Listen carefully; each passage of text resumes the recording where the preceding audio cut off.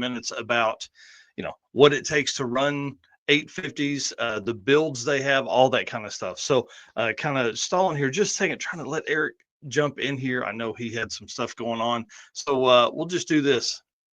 Y'all, thank you so much for being our race car friends. We appreciate y'all being here. Appreciate everything you guys do for us, man. We've had a crazy week this week, and I'm so excited to be able to announce the Circuit 2026 stuff tonight.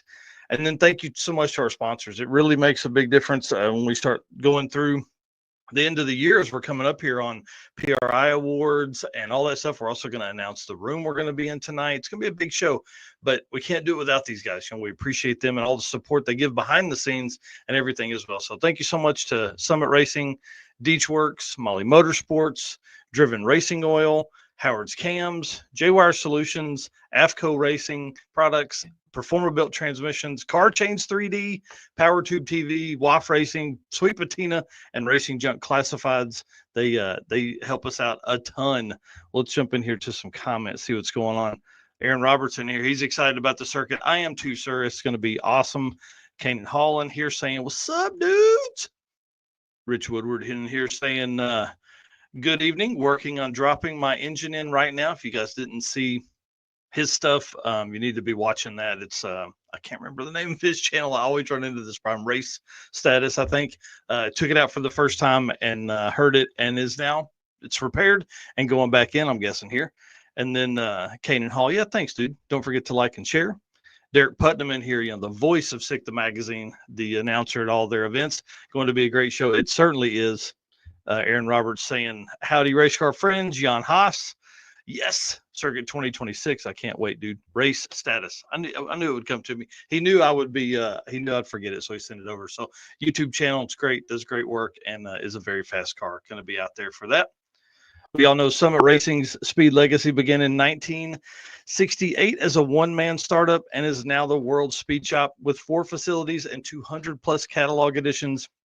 They feel your passion, save you money, deliver fast, and offer top-notch customer service for more than 1,500 brands. Make sure to download the Summit Racing mobile app for easy access to speed parts. Find them on Facebook, YouTube, TikTok, and Instagram. You can also tune in to the On All Cylinders podcast for more automotive discussions like you're watching right now. From humble origins to the social media lane, Summit Racing stands by your need for speed. So while you're in there, make sure you grab that Drag Driver Pete merch, that Summit branded stuff, man. It's super cool. I actually saw a hoodie the other night. I was at Tulsa Raceway Park for the Streetcar Takeover single day event, and somebody out there had a Drag Driver Pete hoodie on. I just want to say shout out to that dude. I couldn't make it outside in time to catch him, so appreciate that. And then also, while we're on that same subject, I saw in the back of the Deal Brothers Racing video the other day, somebody wearing a Race Car Friends shirt. So shout out to them too up there at US 131 and all that stuff. Well, I see Eric sneaking in the back there, so we'll let him come on when he's ready here in just a second. But I want to talk about some Drag Drive Repeat updates real quick. If you guys remember, a couple weeks ago, we had the Parking Lot Beers shirt pre-order bundle going on. Well, they're on their way.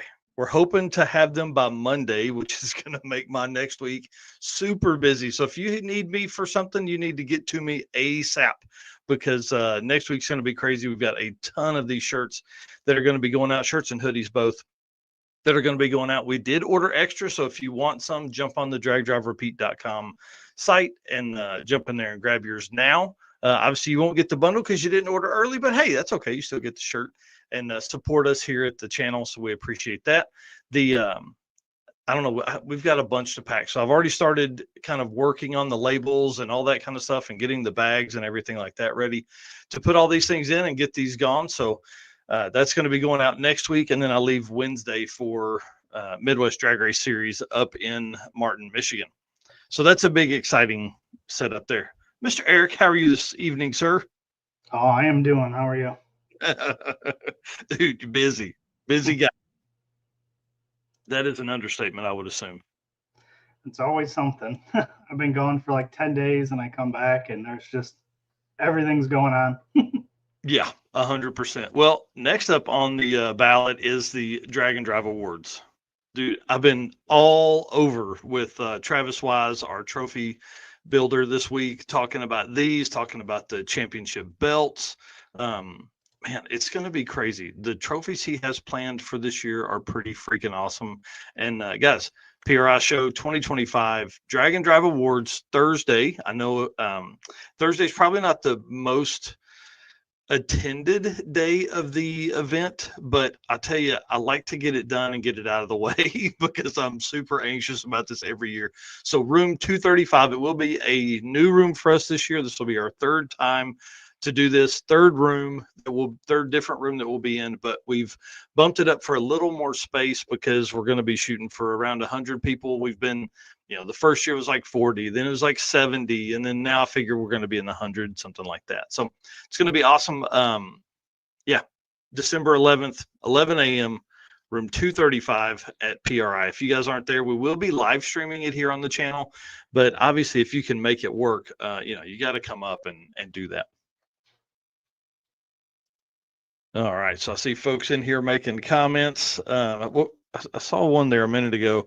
Carl, was that talking about a loan? Oh, I thought he was talking about giving us a loan. I was in. Yeah, right. Send some money over.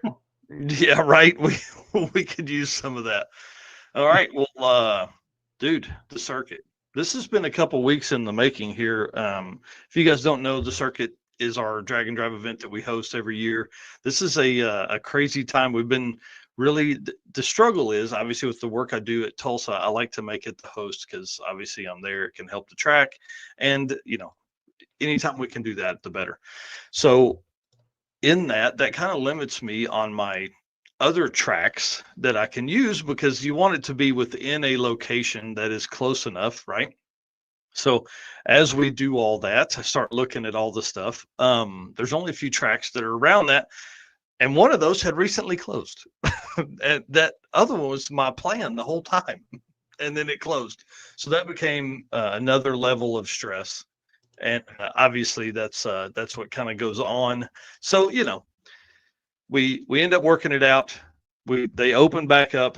And the announcement tonight is the Circuit 2026 will be held April 30th through May 3rd, hosting at Tulsa Raceway Park. Thunder Valley Raceway Park in Oklahoma City will be your midpoint and our racer party point. And then we'll go back to Tulsa on Sunday. Dude, I'm so pumped about this. This is a completely new direction for us to go. We have never been west with it, and it allows us to go along Route 66 during 2026, which is the 100th anniversary of Route 66. Yeah, that's going to be cool. Yeah, this one's going to be a bit wild, man. Early tech and pre-party April 30th, like we've talked about. In the past, we're going to do that. Racing May 1st through 3rd. We'll start in the morning on Friday. I think it's probably the best way to do it. And then let everybody kind of get on their way in the afternoon, cruising down Route 66. I think that weekend is going to be crazy. The weather could be absolutely gorgeous if it's anything like it's been this year.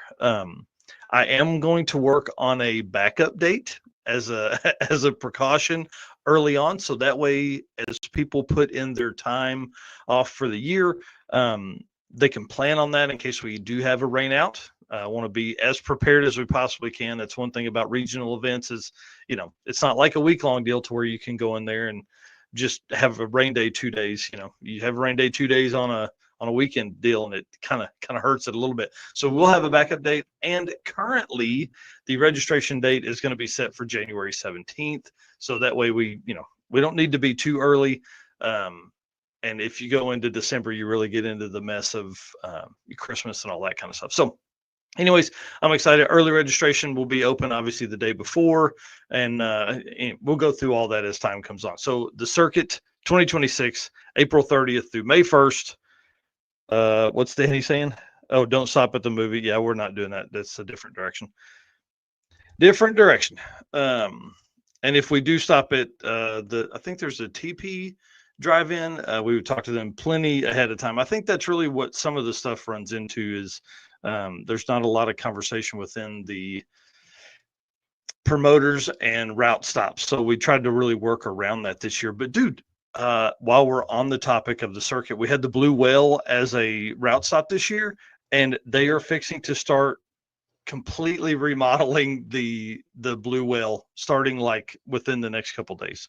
Oh, wow. Yeah, they're building a complete park and all that kind of stuff. So they're keeping the big Blue Whale part, but they're building out an entire park, concessions, all this kind of stuff, which would be perfect. I think they were supposed to start a long time ago, but didn't get the funding in time. So now it's going to be a mad thrash throughout the winter to get it done before the craziest year of Route 66 history. I think it's going to be nuts. Yeah, it's going to be wild. Should be good. Yeah. I'm excited. Yeah. Bring it on, right? All right, sir. Let's move into some driven stuff. How about that? All right. Driven Racing Oil is the performance engine oil that can do it all. GP1 is the ultimate oil for any race or performance application, whether launching hard at the drag strip, enduring the extreme heat of off-road and circle track, or pushing limits in top field drag boats and demo derbies. Winning racers choose GP1. It's compatible with engines from classic hot rods to cutting-edge race machines. GP1's unique surface cling and high zinc formulation ensures superior wear protection, particularly for those flat tappet camshafts, while also solving issues like cylinder washout with methanol and ethanol fuels. It's crafted from the legendary Bradford, Pennsylvania base oil, then enhanced with state-of-the-art additive packages. GP1 offers the best in protection and performance. And you know the deal, drivenracingoil.com is where you can go to pick up your oil or any other products that they offer. And then Facebook and Instagram at Driven Racing Oil is where you can see what events they're going to be going to, and maybe you can meet up with them there, talk to them in person, pick up products there as well. Yeah, and we'll have an idea of where they're going to be the next coming weeks and all that kind of stuff. So I'll talk to Bill and the team over there coming up. Dude, the last weekend was crazy.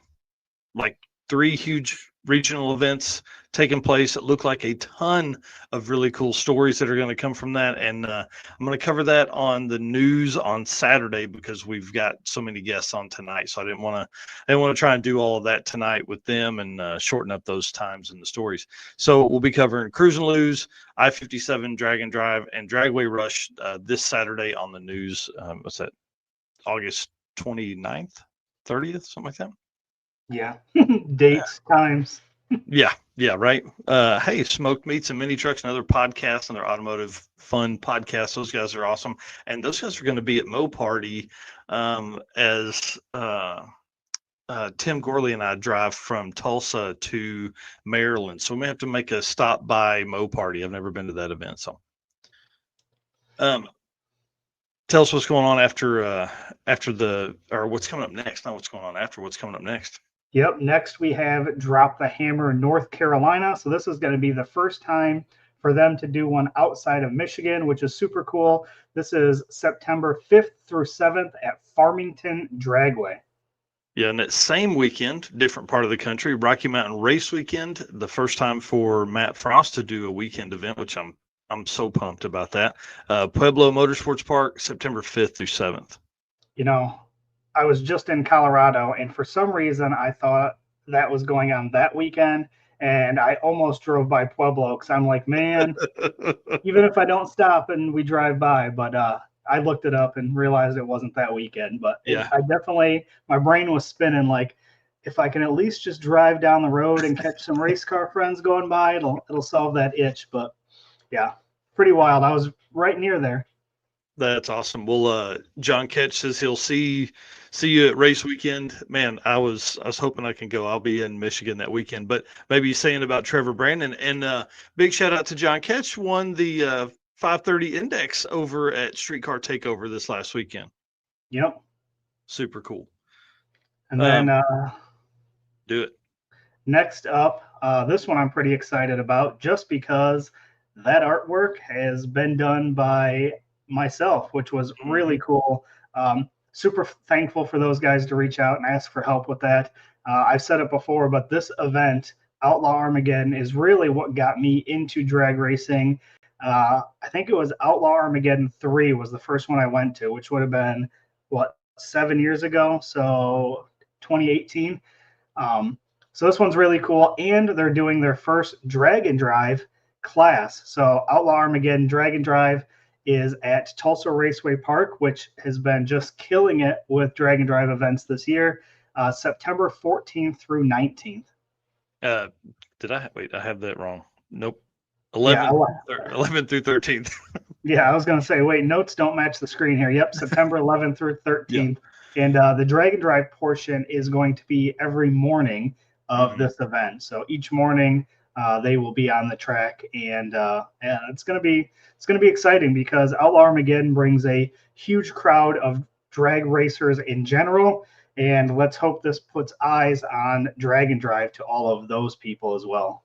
Yeah, I really think it's going to do that. And big shout out to Keith Haney, who just made a comment in here. He's at Yellow Bullet this weekend, up there racing pro mods against all those guys. Go up there, kick ass, boss.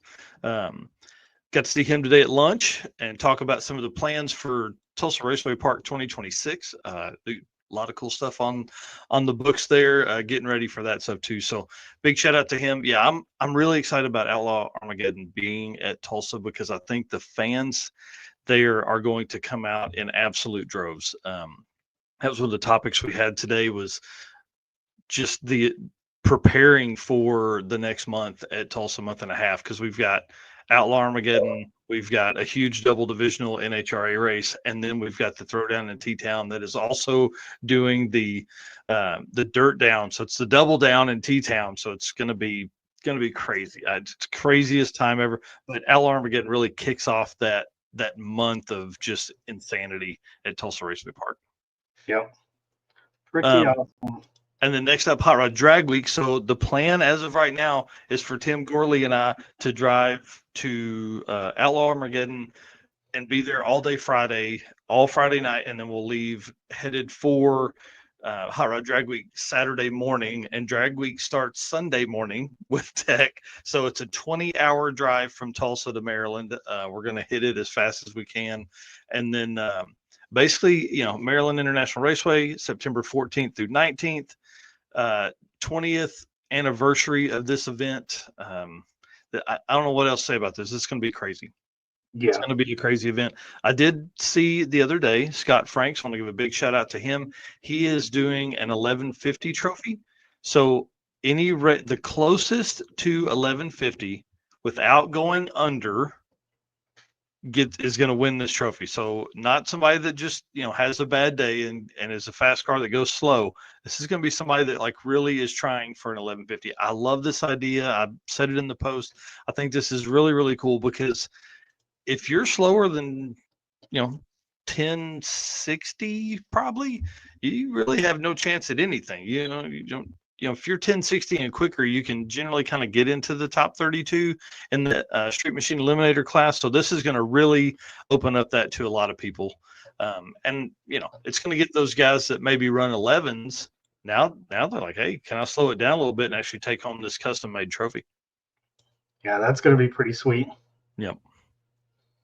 Chris Badger, you guys are wild. Yes, sir, we are wild. I'm ready. And Mike and Earstein, you'll see you there, man. I can't wait to hang out with him. And then up next after Hot Rod Drag Week, we have Redwood Rally, Medford Drag Strip. That's going to be September 22nd through 27th. And Jesse Fox is going to be driving there, I'm guessing. Yeah, so he's going to leave Drag Week with us as soon as the racing's done, and he is bombing Benny the Volvo all the way across the country. 3G video, you got to go watch it. Him and I've been talking about ideas for live stream opportunities while he's driving. Yeah, that man is wild. He is all over the place. Yeah, that is for sure. And then that's September 22nd through 27th, which I think you said. Medford Drag Strip. This is one that's on my list for 2026. I feel like we haven't been there yet. We may need to go out or divide and conquer or something. I don't know, but this one's definitely on my list for next year. And then next up is Plates and 28s, but I couldn't find a flyer for it. It's still on the Edgewater Sports Park page on their schedule, but I can't find an event or any flyer about it or anything like that. But Plates and 28s is earlier in the year was hosted by Bill Hoskinson, the Old Man's Garage. They did like a 150-mile drive, came back and heads up race, kind of similar format to King of the Open Road. This one here's a 3-day event, music, all kinds of stuff. It's in with like Lowered and Lifted or something like that. But plates and 28s, I mean, it's an upcoming, obviously a big event. I think they had, I don't know, 80 or 100 people, something like that, participate in it last year or earlier this year. And so we'll see. I don't know. As we get more info, I will update that. Yeah. Sweet. And then we have One Guy's Garage Drag Weekend, which has been going on for a long time. What was it, like 10 years or something? Yeah, this will be the 10th year. Yep. So big deal there. This one is local to me. This one is Byron Dragway, September 26th and 27th, and Tri-State Raceway the 28th. So September 26th through 28th. Going to be pretty cool. They're doing 2 days at Byron, which is a little different than what we see on most events. Yeah, I don't know what Chad's talking about there with it's a Google Doc in their about page, maybe about the plates and 28s. Mm-hmm. Hey, Paul Snyder talking about the Cracker Barrel in here. Yeah. Hey, Uncle Herschel's back. They're reverting it back. Yeah, he said that's the plates and 28 stuff there. Yeah, perfect. I'll have to look it up. And the folks that are on Facebook will be able to see that link there. Yeah, lots of stuff coming up, dude. Lots of stuff. Rovik saying Redwood and Montana would be awesome to do. That's my plan. I mean, I want to hit stuff that we haven't done before next year and see some other stuff, meet new people, all that kind of stuff that we do. Lots of events, 51 events on the list so far for 2020. It's just crazy. I've started building out the 2026 schedule as well with the events I know that are on there.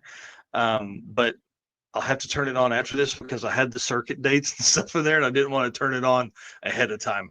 So the 2026 calendar will begin to drop as soon as we get off of this tonight. So sweet. Mm-hmm.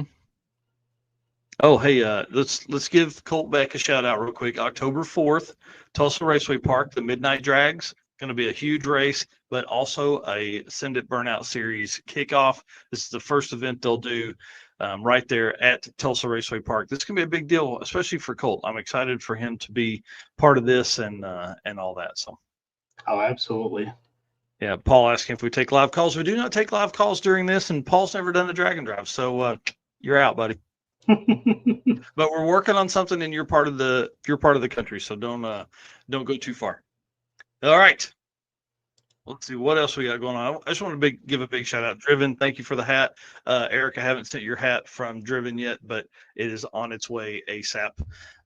Probably tomorrow. I think I'm going to try and get a bunch of stuff out. I've got a few things I got to ship for some folks like Clint Sadowski. I've got some shirts on the way for him. So anyways, big stuff going on, man. It's crazy. 51 events. I would have never thought there'd be that many events when we started doing this in 2022. Right. I mean, if you're picking up shirts soon, you can always send the hat with the shirts too. Yeah, I'm hoping. I'm hoping those will be here Monday. So I've already started. I guess I can just do that. I mean, it's just a couple of days. Right. Save that $6. No kidding. Just ship it all in that same box that Driven sent the hat in. So, all right, well, sweet. Well, let's kind of get into this tonight.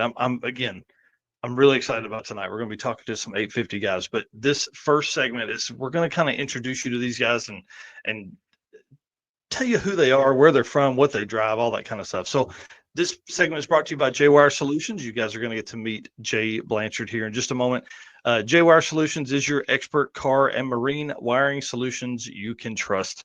J-Wire Solutions can wire and plumb your hot rod, race car, drag and drive car, drag boat, dude, they did sand rail, whatever, they can do it. Plus they offer products that make your driving experience better, like the blinker module that is a must for all drag and drive cars, especially the ones that you wire yourself at home. The module will allow your rear turn signals to function while the brake pedal is applied, just like your stock daily driver does. These aftermarket harnesses typically don't do that, but you got to have headlights, blinkers, and tail lights on a drag and drive. So this is kind of a deal you got to have. So you can find that at jwiresolutions.com. All right, well, let's bring these guys in. I want to kind of bring them in one at a time, and then we'll have them all on the screen the rest of the show. So first up, Mr. Mark Campbell in here. Mark pulling double duty tonight. So he's also a competitive 850 racer, but then also he works at Deechworks. So we're going to be able to kind of like both sides of your head here, because I don't know. I'm going to start talking. You tell us who you are, what you do, and what you drive. Obviously, Mark Campbell. Car is a 95 Mustang, or 94 technically, I guess, SN95 car. There it is. Ford haters will be really happy to know that it's got an LS in it. So, pretty basic combination. We'll talk, I'm sure, more about it a little bit later, but twin turbo LS, hydraulic roller cam, just a, pretty basic engine with some decent parts in it, obviously, to make it live. But it's a pretty solid piece, runs 850s, and also goes a whole lot faster than that too, which we'll maybe talk about that a little bit later. I've been actually squeezing on it a little bit the last little while and making it go faster, so that's been kind of fun too to do that. So, and then as far as the Deechworks side of things, I'm the director of sales there at Deechworks, and we're definitely pretty excited to support what you guys are doing here. Obviously, we're all car guys there and girls, and just love racing and love to support whatever we can. So thank you for having me on the show. Yeah, you guys have been great, man. It's I think we've probably leaned on you a little more than we've leaned on some of the other folks, except maybe Ryan at Performable. We've picked his brain a little bit with the transmission stuff. So love to help whatever we can do. All right. Well, next up, let's bring on Dustin and Steve Trance, because these guys are the first folks in this grouping here that have been 8500 on Drag Week. So, guys, tell us what's going on. Tell us who you are, what you do, and then let's talk about the car. All right, I'm Steve Trance. I'm Dustin's father, of course. I own the car that the both of us have partnered on and done quite a few drag and drives with. It's a 2005 Mustang with the standard LS4 Delete kit in it. It's only done drag and drives, and we really haven't done much more than 850 racing with it, but had a little bit of success with it. Yeah, for sure. Dustin, dude, you're all over the place, man. What's that? I'm Dustin. I drive the car, work on it with him, and help tune it, and just getting ready. Yeah. Did he say you're in Atlanta? Yeah, I'm in Atlanta. I'm doing some work training, so I'm in a hotel right now. I got you. Yeah, moved to Kentucky. Is that right? From South Carolina. South Carolina. Yeah. Yep. Man, that's awesome. How has that been with the car? Like, where does the car stay? Who works on the car? All that kind of stuff. The car's in my shop in Jupiter, Florida, and I pretty much do all the work on it. But I'm retired, so I've got the time to take care of this thing. And it's a great father and son thing. We get together a couple times a year. I'll meet him somewhere, and we take off and go to a racetrack. And he's a natural at driving this thing. He's been driving cars for me since he was 8 years old. So he really picks up stuff fast and never forgets it. So it's easy. We hit the track and he's ready to rock and roll, even if he hasn't driven it for a few months. Except when we went to test at Darlington. Was it Darlington? It was dark. Oh God. Oh God, yeah. We went to Darlington back in May on the way to Rockingham, and he made a pass down through there and he lifted. And he came back. I said, "What happened?" He goes, "There's no lights down there." There's no lights at that shutoff. He rolled into the top end and there was no lights. But came back around. Dangerous. Came back around and gave me a good pass. But now they have one of those little driveway lights at the end of the wall that lights up for about 10 seconds and then goes out. Yeah. Oh man. So you can turn around. That don't work. We have a good time. He's a pretty accomplished racer. He's raced karts and he's raced Daytona. Got a track championship and all that kind of stuff. So he does a lot. He's been drifting cars for years. He's pretty good at it. But this car, this is kind of something I built back in 2016. And we kind of go, for a while we were able to work on it together. But, he's got his life. And so now we make it a get together. That's awesome. That's really cool. Well, let's bring on the boys. Oh, yeah, I see Jay didn't sit down there. Let's bring on Fast Act Racing, which is Brian Acton, who's on the left side of the screen in the gray shirt, and then Jay Blanchard, owner of J Wire Solutions, there on the right side in the red shirt. So, gentlemen, what's up? Hi. Hey, guys. Man, you guys have probably been on as much as anyone else on here. I like to pick Jay's brain quite a bit. Brian is kind of my hero. I fangirl pretty hard over him. He's and then he gave me a ride in the car. Dangerous, bro. Dangerous. Now I need that kind of power. But introduce I was on yourself. episode 0. Yeah, dude, it's crazy. Yeah. Wow. Yes. Yeah.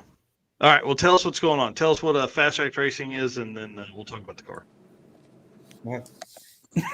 Go ahead, Jay. You're a better talker than me. So Brian owns this 70 Nova for 21 or 22 years now, I think. Yep, 22. And him and I got together. He was a customer of mine at the time, and that's like the best picture of the car ever. So we got together when Brian was a customer of mine, and we're best friends now. He was best man at my wedding here 4 years ago now, and he's like, "Yeah, I'm gonna do this drag and drive thing, and this is what I'm trying to do, and trying to be competitive here, and all that kind of stuff." And we've got a nucleus of kind of LS people around us, and we're very fortunate for that. I'm fortunate for that as both a business owner and a pseudo of this hot rod. So it's the only Chevy powered Chevy on the show tonight. I want to point that out, and it's on the most archaic leaf springs ever, and it seems to work. So, well, I joked with Mark and Steve before the show. I was like, man, everybody on here is Turbo LS. Like, I should have, There's a theme for sure. Yeah, carry on. Small block Ford, Turbo Ford, but he's one of the only guys I know that's been that kind of speed with anything other than a Turbo LS. There's like I think we've talked a little bit about Cal Hayward running Super Street small block power adder back. He held the record for quite a while, and then his engine has since moved on into another Ford powered Ford that, I mean, Aaron's been 424 to the 8th with that thing. In like an SN95, still has power windows, power locks, but it's 25 dot whatever chassis. So there's Tim Flanders comes to mind. Yeah, and Flanders has been 792 maybe with his. Yep, and that's Coyote powered. Turbo Coyote. So he's one of the few. Yep.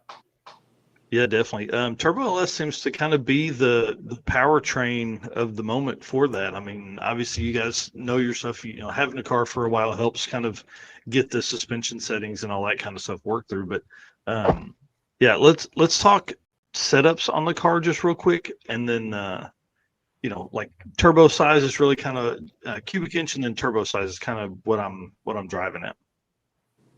Are we going in the same order we went before? Probably start with Mark, and then maybe kind of across zigzag. Yeah, you bet. Well, definitely, when I was building mine, to say that I built an LS because I had all the parts is the truth. I had probably 3/4 of the engine sitting in my garage even before I had the car. So, but yeah, coming down to the engine specs, what I really tried to do was, figure out, of course, how much power the car is going to need to go, 850s. And I also had future thoughts in my brain about, trying to go faster later. But I really tried hard to size, the cubic inches, the compression ratio, the cylinder head, and the camshaft and the turbos all to be really optimized at, in that 1200 horsepower range, crankshaft horsepower range.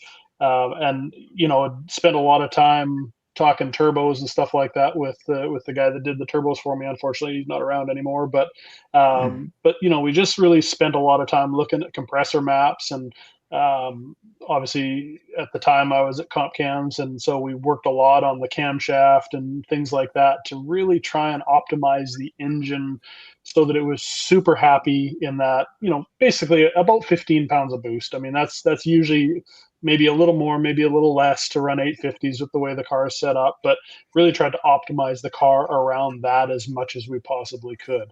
And just so that it would repeat over and over. We didn't have to, push it really hard to do that. And that's kind of the route that I took. And of course, then trying to, put the okay, we got to drive this thing 1,000 miles, and so we got to have a valve spring that's going to live. We got to have a camshaft that is not going to beat the valve train up, and then you got to think about gear ratios. Okay, you don't want to cruise the thing down the highway at 3,500 RPM all day long either. So I ended up going with 3-speed in my car because I got a super low rear gear in the car. It's like a 330 rear gear, but with the first gear ratio in a turbo 400 and that 330, the starting line ratio is just about perfect for what I wanted. So it worked out great. And that was kind of how I went about it. We did put a gear vendors in the car after. Just didn't really change much. Knocked a few RPM out of it, obviously cruising down the road, but honestly, I think I could go either way with or without the gear vendors. But that was kind of my approach to building the drivetrain in the car, at least anyways. Interesting. Sorry, and I may have missed it there. What size turbo? Twin 72s. Twin 72s. Yeah. So fairly small exhaust housing on them, actually, just to get them to spool real quick. And we kind of did a couple things with the compressor wheel and stuff like that to get it so that we were really in a sweet spot in the compressor map, at 15 pounds. I mean, I've since run the car and made, we've been up like 25, 26 pounds on it and gone a whole lot faster than the 850s or 540-ish or whatever in the 8th mile. But that was really the goal with the thing, is to make good power with little effort. Right. And I think that's kind of a theme between everybody here, is like, you've almost got to do that. You've got to have power on tap in case the track's not there. We can talk about it. Steve, Dustin, what's the setup in y'all's? All right. This is a 419-inch LS motor, 11.5 to 1 compression, which is pretty high. Some of these guys don't run that much in the turbo cars, but I built this motor basically for low RPM performance. The thing only runs like 6,600 running through the traps on an 850 pass. It's a real truck engine. And I do all my own motor work. I have a background in building Winston Cup motors from some years back, and so know a little bit about fitting these things together and putting them together. But the turbo stuff was fairly new to us. We built a couple of other cars with turbos, and we kind of knew a little bit about it. But this car started out NA. We actually ran the first 2 drag weeks with the car NA, and I think we had a podium finish in 18, and 19, I think we finished 5th in Super Street. They put us in Super Street because we had a chin spoiler on it back then. And then in 2019, Dustin said, we got to go faster. This NA stuff is no fun.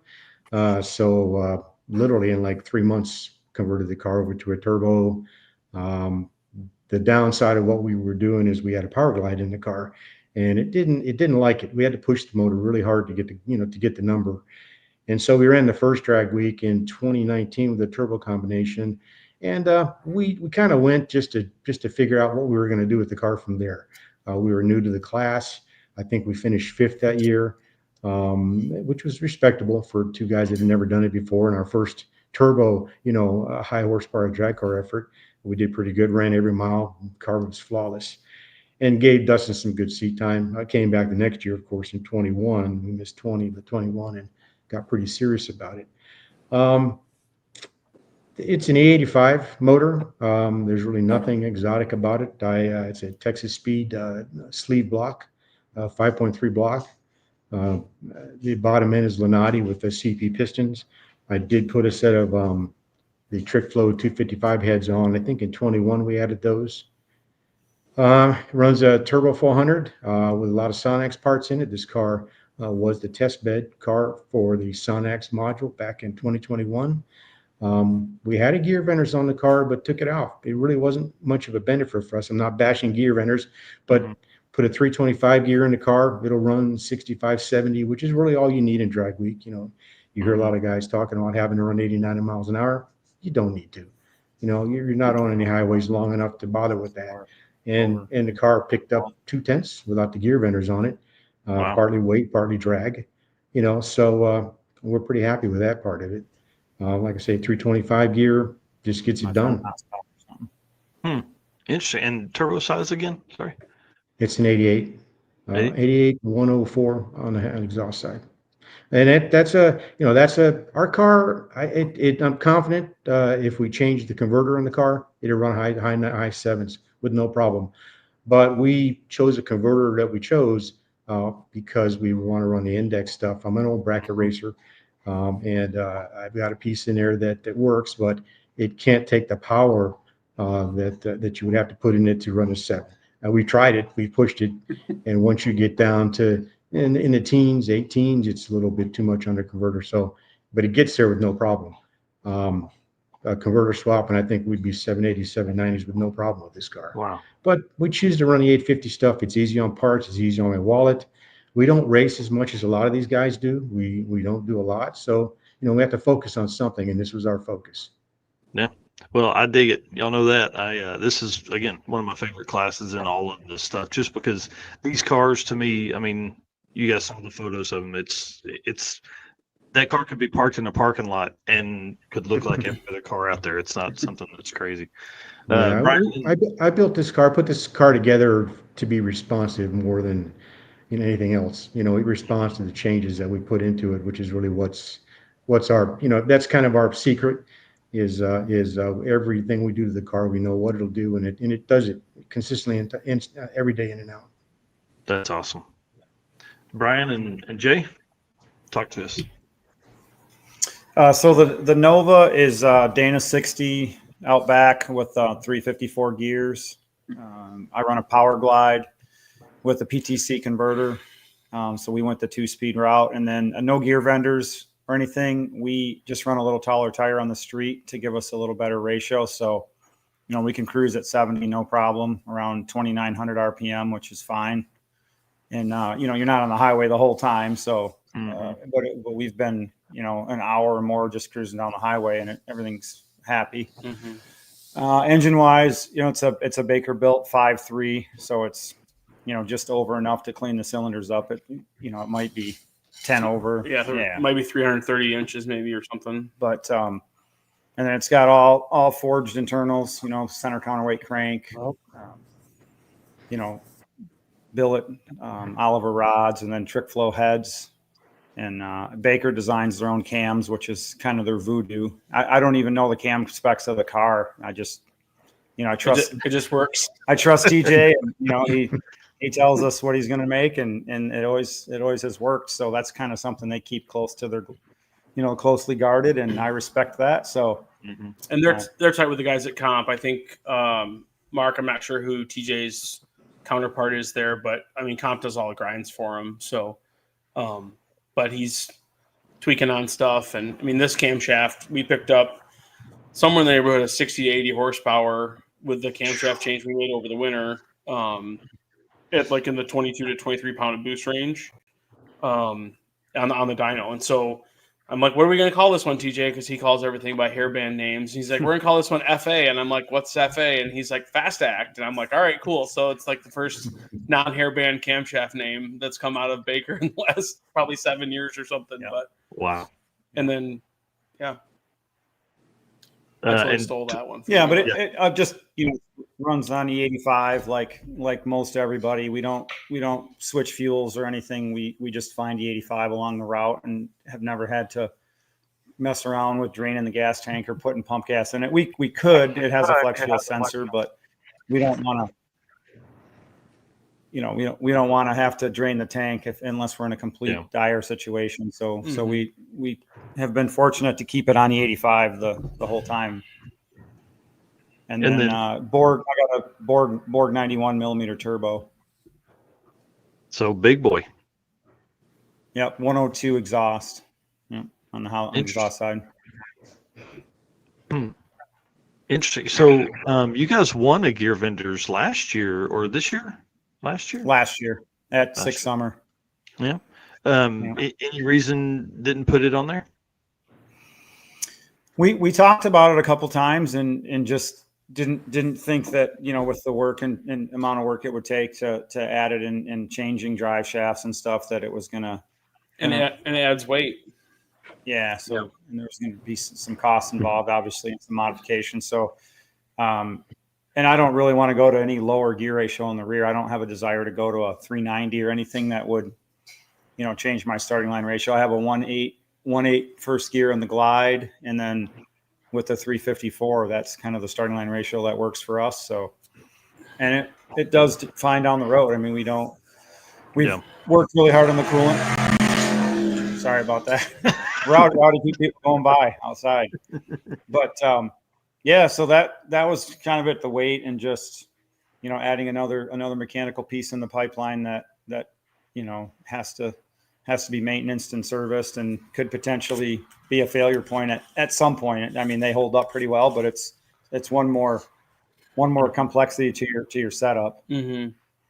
Well, and then, just the entire learning process behind it. Now everything has changed. You've added, I mean, I'm sure they're not 100 pounds, 120 pounds, something like that, but, it's right in the middle and all that. So, but I do want to give a shout out to Baker Engineering. They've come on board for the circuit 2026 with the Baker Bounty.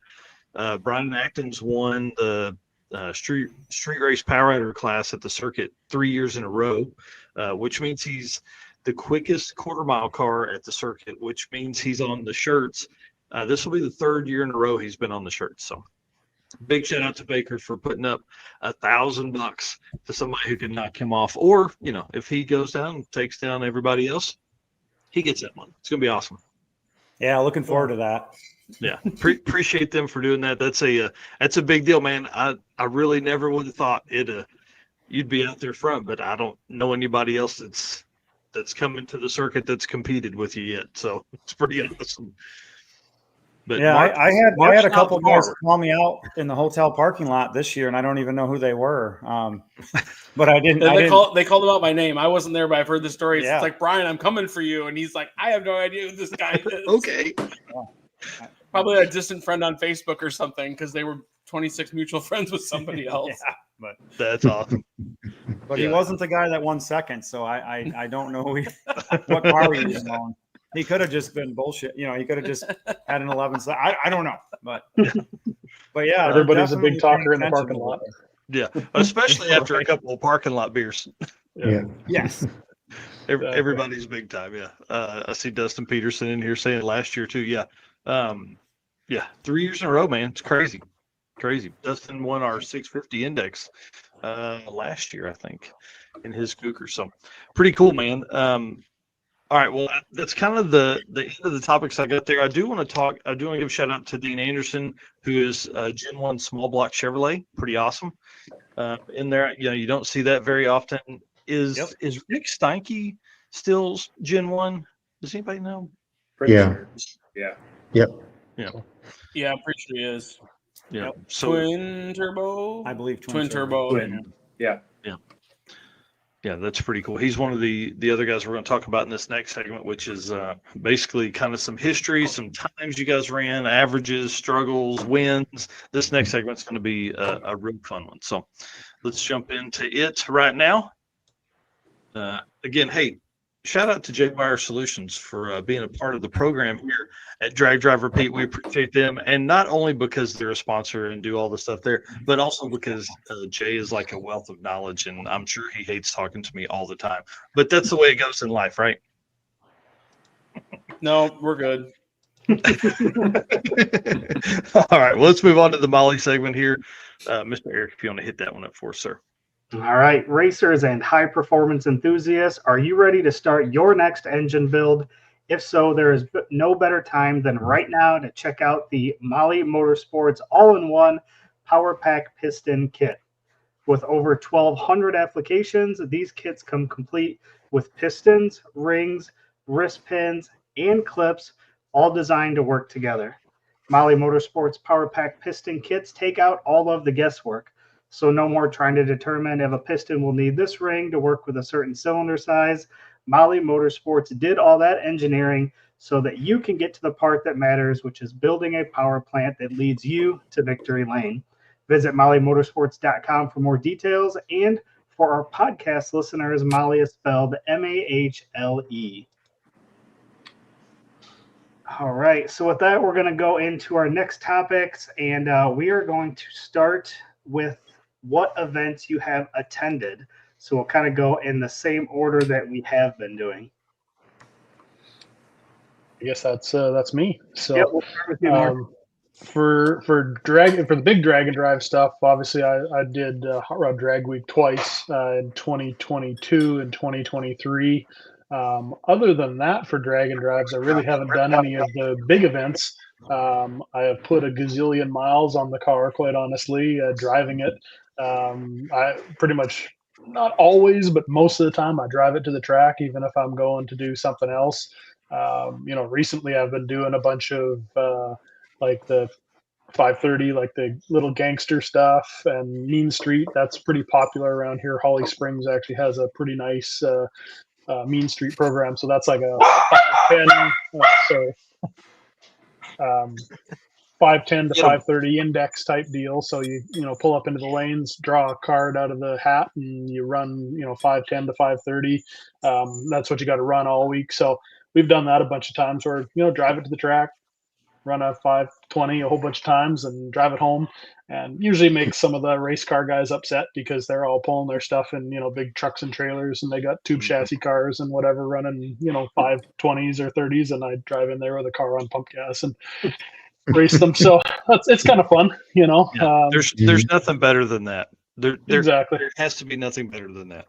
Yeah.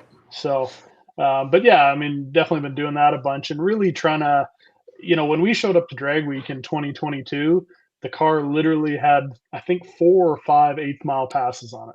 So, I mean, and it was a brand new car that we built. I mean, in, I think, October of 2021, the car showed up on my driveway as a shell. I mean, it was basically a bare chassis shell, and I built the whole car in my garage by myself, engine, everything like that, and made a couple passes at Holly Springs in the 8th mile, had a boost controller issue, came back, fixed it, went back out a couple weeks later.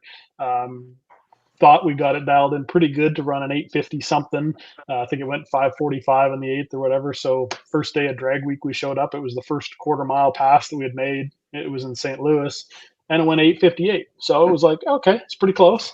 So we just shut it down for the day, and the next day we came out, and I made a couple of strokes on the keyboard and ran it out the back door, and she went a 50 with a 5, I think. So, I mean, that was pretty close. We packed up and left and went to the next racetrack. So, but, certainly these cars, I mean, now I've got a lot of runs on the car, and I can dial in the thing pretty tight. I mean, 2 to 3 thou usually. I mean, if it goes like we've run a ton of like 520 stuff, and I mean, if it goes out and runs a 520 with a 5 or something like that, I can usually dial it up to a 520 with an O, or a 520 with a 1, with a couple of tweaks on the boost controller, a little bit of ignition timing or something like that. So it's definitely an art for sure. And I mean, the Trances have showed us how to do it really well, for sure. I mean, what they did at Hot Rod Drag Week a few times, I'm 50 with a O, several times, and a 50 average or whatever is pretty impressive, to say the least. I mean, people see it happen and they don't understand how hard that really is to do it, and I'm certainly not on that level, but I can get my car dialed in pretty tight now, for sure. And probably going to head back out to another drag and drive or so in the next couple of years here, hopefully do a few more. I was actually, when you said the circuit dates and where it starts and stops, I was like, well, I work in Oklahoma City, so that makes a lot of sense to probably. I think there's a good chance we might show up to that. So don't know if we'll run the 850 deal, or if we'll maybe run the small tire 8 mile deal, but we'll probably show up to that. Yeah, we are definitely going to be involving Deechworks in the planning for the circuit, because I mean, if we're going to Thunder Valley, we got you guys are right there. 30 minutes from us, absolutely. Yeah. So But, yes, we'll be definitely stopping by there. Gotcha.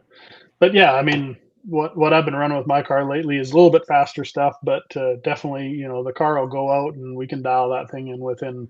I mean, if I miss the number by 100th or more, I'm mad at myself, or something happened, So it's pretty cool to be able to do that. That's for sure. Man, with a car that you drive there and drive home. Right. The event I have as your quickest was Drag Week 22 with an 853 average, I think. Yeah.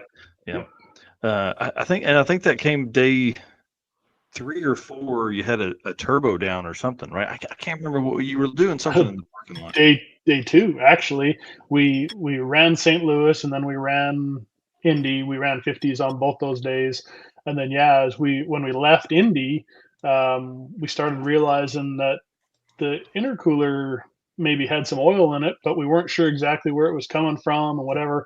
Anyways, we made our pass on day 3, and it looked like a diesel truck going down the racetrack, and realized that half the intercooler was full of oil. And so, anyways, we kind of band-aided it up, and we made it through the rest of the week and still ran pretty good. But definitely had a little bit of a challenging time there. Basically drove the car, we unhooked all the intercooler pipes and stuff like that, and just drove with the turbos blowing into atmosphere basically, and just so that it wouldn't pump oil into the intercooler. And we made it. We still, like I said, had a 53 average or whatever. And that day, I think, was maybe one of our worst runs that we had made. I think we went a 55 or a 56 that day.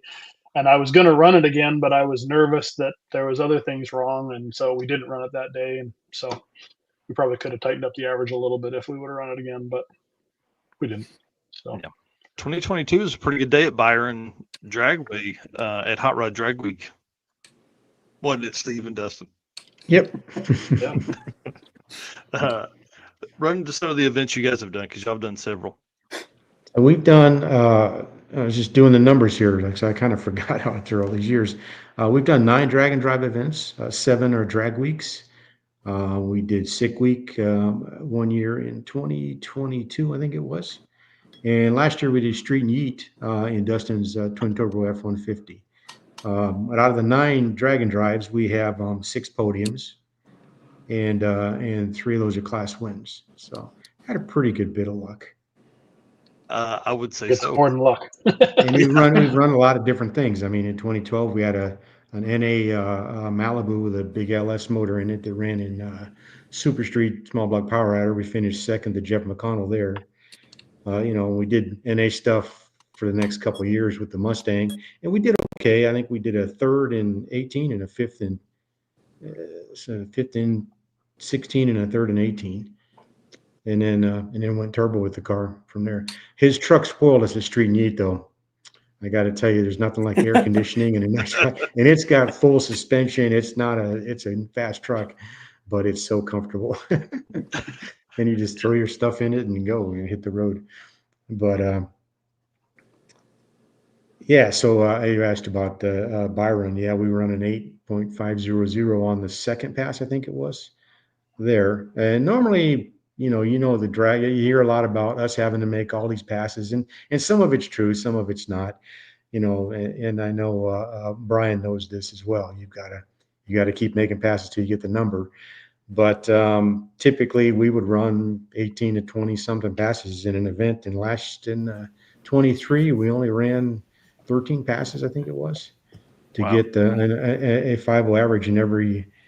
And I'll be honest with everybody here. I mean, I worked on the car quite a bit, did a bunch of stuff to make it really responsive to the tune-up. And there were days when we were 600 off. I'd make a small adjustment to the boost down track, and it would run the number. So that whole week, the only changes we made were to the dome pressure after 2 seconds. We never touched the rest of the car, other than resetting the shocks and getting it ready for the track. It just kind of amazed me as how responsive the car actually was, because there were days we'd roll in there and we'd run like a 600 or 700 off. And Dustin's the voice of reason a lot of times, because if I did what I would do, what I want to do, we'd always get on the other side of the number. So we always look at each other, and he's got his phone out with the weather, and we're making guesses, and it seems to work out good for us. It's a good team. Yeah, that is one of the hardest parts about this. Is like literally you can't turn in something faster. That's kind of what I like about Street and Yeet, the way they set stuff up. Is like I think one of their classes, their DYO, you can run under and over, and like you're just trying to land on the right number or something like that. I can't remember how it's set up, but Drag Week's not like that. Drag Week's like 850 or slower. A lot of guys don't realize that's the 50. That really hurts us as a group trying to do this. If we're running brackets, you can win brackets running under. I've done it hundreds of times. You can do index racing. You can run under because they only have a cap, and the other guy will run under, and it just who gets there first and plays it at the stripe. But trying to get to the 850 number, we're at a big handicap because we can only get it on one side. We were in street meet, or not street meet, but in what was the Sick race in week. Florida? Sick week. Sick week in Yeah. 22, and we were battling with Aaron, and we were right there with him, and he pulled out and ran a perfect number. We were right behind him in the stage lanes. We pulled out and ran a 499. It was like, and then of course it's Gainesville. We had to come back in the afternoon, and Gainesville was crap in the afternoons, and I think we made 7 passes that day. And kept running a 52, changed the tune up a 52, a chip. It was like every time we added power, it would take that much out. And we didn't want to go on the other side of it because we didn't have a good ticket. Our ticket was a 499, but that was pretty much a heartbreaker too when we did that, because it would have been a lot closer had we run a 5-0 to win that class. I think we only lost by 9 thousandths or something that year. It was pretty tight. And that's conversations like Jay and I have had on here, and we've talked about, like, if you have an off day, man, it's tough to overcome that. Like, especially with like what we're going to see at Drag Week, the level of people that are coming to that, and Sick Week especially too. That 850, they've got 2 850 classes that have like 40 people across the 2 classes. I mean, it's very, very competitive. That's what I like about it too. But the struggle is you end up with a 52. That's a hard number to turn in. It's a hard number to turn in, but everything we did, we would just, we'd add some power to it, but the weather was just changing so fast and so bad, we couldn't quite get there, with the thing. So anyway, it worked out. I mean, we felt we'll take a second, we're not happy about it, but we'll take it. We were there, we competed and had a good time. So I know we ran our most difficult race was in 21 against Rick. We were new at it, and I don't know how many passes we ran. I know we got to Indy. We both ran 7 each, trying to outdo each other, and it was quite a battle between us. I think the farthest we ever got away from each other during the whole week was 9 thousandths. Man, that's crazy. It was that tight all week, yeah. So I think we only won by 6 thousandths. It was tight. On an average, that's across 5 days. I think that's what I like so much about this whole thing here is because, like, it's a different track every day. Like, Indianapolis, the U.S. Nationals this weekend, those guys will, by the time they get to Saturday and Sunday, they'll have 10 passes on that track in every weather condition between here and Saturday to run. But, Drag and Drive didn't like that. Right. Jay, Brian, what some event history for you guys? I get this segment. I've been taking notes on the welding table here. So we debuted the car in August of 2020, so almost 5 years ago, like within a couple weeks. It had a stock bottom end combo. It was kind of just put everything together, make sure all the hoses, lines, and all that kind of stuff all fit and worked. And so there was no like Drag Week was like the only thing, and it got canceled in 2020. So since 21, when we started doing Drag and Drives, we've got 11 national events and 5 regional events. Jeez. We have 4 wins in those 4 wins in those 11 national events. Drag Week, we've done 4 of those. We've podiumed twice. The 2 years we didn't podium was the first year in 21 with an SBE combo in it. And then the second time that we didn't podium was when we rebuilt the transmission at Bristol. We turned in like a 1080 that day or a 1050 that day. And then Midwest Drags, we DNF'd the first year because we blew the engine up. That was 2021. On our first pass, we lifted the cylinder head and all of the coolant pressure. So we DNF'd Midwest Drags the first year. But then the regional events, we've done the circuit 3 times, and we've done Drop the Hammer twice. We've won all of the regional events we've been to. So That's badass. Yeah, Midwest Drags 3 times, Sick Week twice, Sick Summer twice, Drag Week 4 times. That's our national event resume, and then a boatload of True Street stuff in there. I shouldn't say a boatload, 2 or 3 True Street events, and then there's some local 850 index racing that we do. Import versus domestic. Yeah, import versus domestics at Martin, and then there's a 850 deal at Mid Michigan Motorplex that we've entered, and we've fared well. We've qualified really, really well actually at those events, and then as Steve was saying, it's you're racing the guy next to you heads up, and it's the tree, and you're pushing each other under, and you're playing games at the stripe and all that kind of stuff. So, little spoiler alert, because I know you're going to talk about the 8,500 stuff. So, in non-drag and drive competition, we went 8,500 with a 3 to the 10,000th at import versus domestics 2 years ago, and then actually we just did that a couple weeks ago in testing. So I know that's kind of a precursor for the next segment, but yeah. So Midwest Drags, we went 50 with a 1 once and 50 with a 3 twice. We've been 50 with a 4. Sorry, again, I'm kind of totally stealing the next segment, but I know Steve talked about going 499. I said to Brian, and I think it kind of hits home. It's like, if you're not trying to go 499, like, you're not willing to go 8,500. Yeah. Like you have to be willing to like rip your heart out of your chest if you want to try and go perfect. That's the brass tacks about it, right? And in the last couple of years alone, 4 or 5 years ago, you could have like one bad day and maybe recover with a 52 or 53. You can't now. Not happening now. You have to turn in 50s. I think to have a chance to win a national event. We went to like the 2018 results or 2017 results, and the second place person was like 885, and like third place was like 914. Yeah. This was 8 years ago. Yeah. Like, but it's so much easier to talk about. Mid-51 or better. It's been a mid-51 or better since probably 22. Yeah. For 21. Yes. You got to be a exactly. mid-51 or better. Mark talked about like making 1,200 horsepower at the crank. Like 7 years ago, I feel like 1,000 wheel horsepower was like this like echelon where it was like, oh my gosh. And now it's like, I put my combo together, only made 900, and it's like, you're not good enough. Like the expectation is a 4-digit dyno sheet.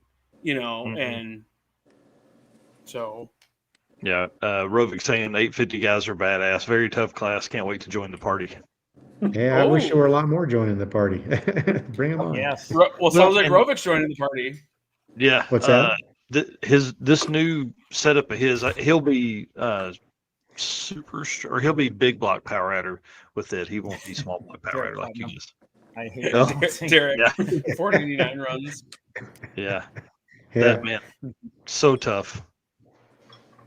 So tough, and especially for guys that are doing it, and you've made this is like your third pass, and your first one's a 56 or something like that. Next one you come up and you're like, oh my God, we got to run a number we can turn in, and then you go under. Man, it's heartbreaking. Yes. I want to talk about the Bristol trip just real quick, because I know it sucked to rebuild the trans and the pits, but listen, that I feel like that's part of it. That's a story that'll live on forever, and you guys had to hang out with Paul Powell and all the stuff like I had him like ratchet strapped to that transmission. I don't know, like I don't feel like he was getting away until it was back together. Yeah. Pretty crazy trip that time. I know it sucked, but man, to rebuild a transmission right there in the parking lot, pretty bad. A lot of other racers come in, help move, run you guys to the parts store. Parts store stayed open late. All this kind of cool stuff that went along with that. Yeah, so we had a couple of local guys, spectators, help us secure some parts, and the parts place we got parts from didn't even sell they were a wholesale company that sold them to me like out the back door. But it was a guy that was on Drag Week. He's got a dark blue Colorado. And he's like, well, my shop's just up the road. And actually, Mark White and Jeff Wilson, who are getting involved in this, they run like top alcohol dragster stuff. And no, they're more than top alcohol dragsters. They used to run Nostalgia Funny Car stuff. Yeah. And I'm about to wire a second car for Mark, actually, because they're like, we'd put 4 engines in a car in a weekend. And he's like, I'm going to build a wagon with a twin turbo LS. And he goes, I'm going to like cart 3 of my buddies around and we're going to do this drag and drive thing, you know? So talk about someone that's going to join the 850 power adder ranks. But yeah, we just there was a fortunate aspect about that it's there's like this, you know, people gravitating around you to like help you, right? I mean, like we got in the hotel at 3:15 in the morning. Wow. Like Ryan and Tammy Hargett saved us a parking spot, and then we proceeded to get up at 5:15 because it's our job, and that's what we do. So we slept 2 hours, and so literally, like I took the bag chairs and slid them over next to Ryan's trailer, and like we got there probably 7 hours after they did, and we left probably 2 hours before they did. But yeah, we actually got locked into Bristol. We were there so late that the security guy locked us in and said, I will come back in an hour and check on you guys, because we were there till 6 or 7 o'clock at night getting the transmission buttoned up. And then E85, we had to drive 35 or 40 minutes north to get E. Yep. But the transmission was only like 126 degrees, so it was like not 190, like on its way to failure again. And Dustin and Steve will remember that's the year that we all went to the Betway Nationals. So Betway Nationals. So my family was flying down, so we had to have the car together. So we, you know, like they had plane tickets and everything else to make that race at that national NHRA race. Well, and the total spoiler about that is like we commandeered a spare engine and had an engine in the bed of my truck and a cherry picker, because if something let go at drag week, we were going to just be like, okay, cool, get us back to where we need to go. And like, we'll put an engine in this thing to make it to the Betway Nationals. We never thought there was going to be an issue with the transmission. Yeah. That's the rule of racing, though, is if you have a spare, you won't break it. Yes. Pretty much. Very true. Yeah. Yeah, that's crazy. Well, I do want to talk about 850 perfect runs. Really, this class is kind of the only class that's really ET limited like that, and really runs at that. I mean, obviously, Street Machine Eliminator goes to 10-0, but those guys aren't trying to run 10-0s. They're trying to make the top 32. So, you know, this class here is really one of the only ones that runs right up against that. So, only 3 people in history. I'm going to interrupt for a second, Mike. The other one, though, is and Dean Anderson, because I think he needs to plug in this. So he went 8,500 in Pro Dial Your Own for drag week. Yeah, I was talking about for drag week though. Yeah, so Pro DYO. But again, in Pro DYO, if your car runs 930s, you can still win that class. You don't need you don't need to be at 850. But yeah, big shout out to Dean and Stephanie. Not really, her name's Jennifer. For running 8500 in Pro DYO at Sick Week. But in drag week history, Rick Steinke, Jim Braun, 2019, both those guys ran then Dustin and Steve. It's 3 people in all of the class, and all the hundreds of people that have entered Street Race Power Adder, Street Race Small Block Power Adder have only run perfect passes. And then Brian, you guys have done it at Sick Week 24, right? Is that right? Yes, at Bradenton. Yep. And that event, I don't have the numbers. I'm sure Derek Putnam will put them up here in just a minute, but there's only been like 4 or 5 done at Sick Week in its history. It's just James Saul did it the day before us, and then we went the next day when he was in the other lane. I was racing him. Yeah, which is kind of ironic, you know. Yeah, that was pretty awesome. I was in the pits when that happened, sadly. But obviously ran over. Have a great interview with you guys about that. It's pretty cool. I think that's what's been the most fun. It's like to be around when this stuff happens. Jennifer, sorry about that. I called me for a really long time. That's the inside joke about this. But yeah, that's a hard class. And since then, her and Dean have moved into the Street Race Small Block Power Adder class because they perform so well in Pro DYO. So pretty awesome. I mean, it's really pretty crazy when you start thinking about one thing Jay said early on in one of our interviews was that, it could be the difference in how you stage by 2 or 3 inches. Mm-hmm. Just that small amount of bump.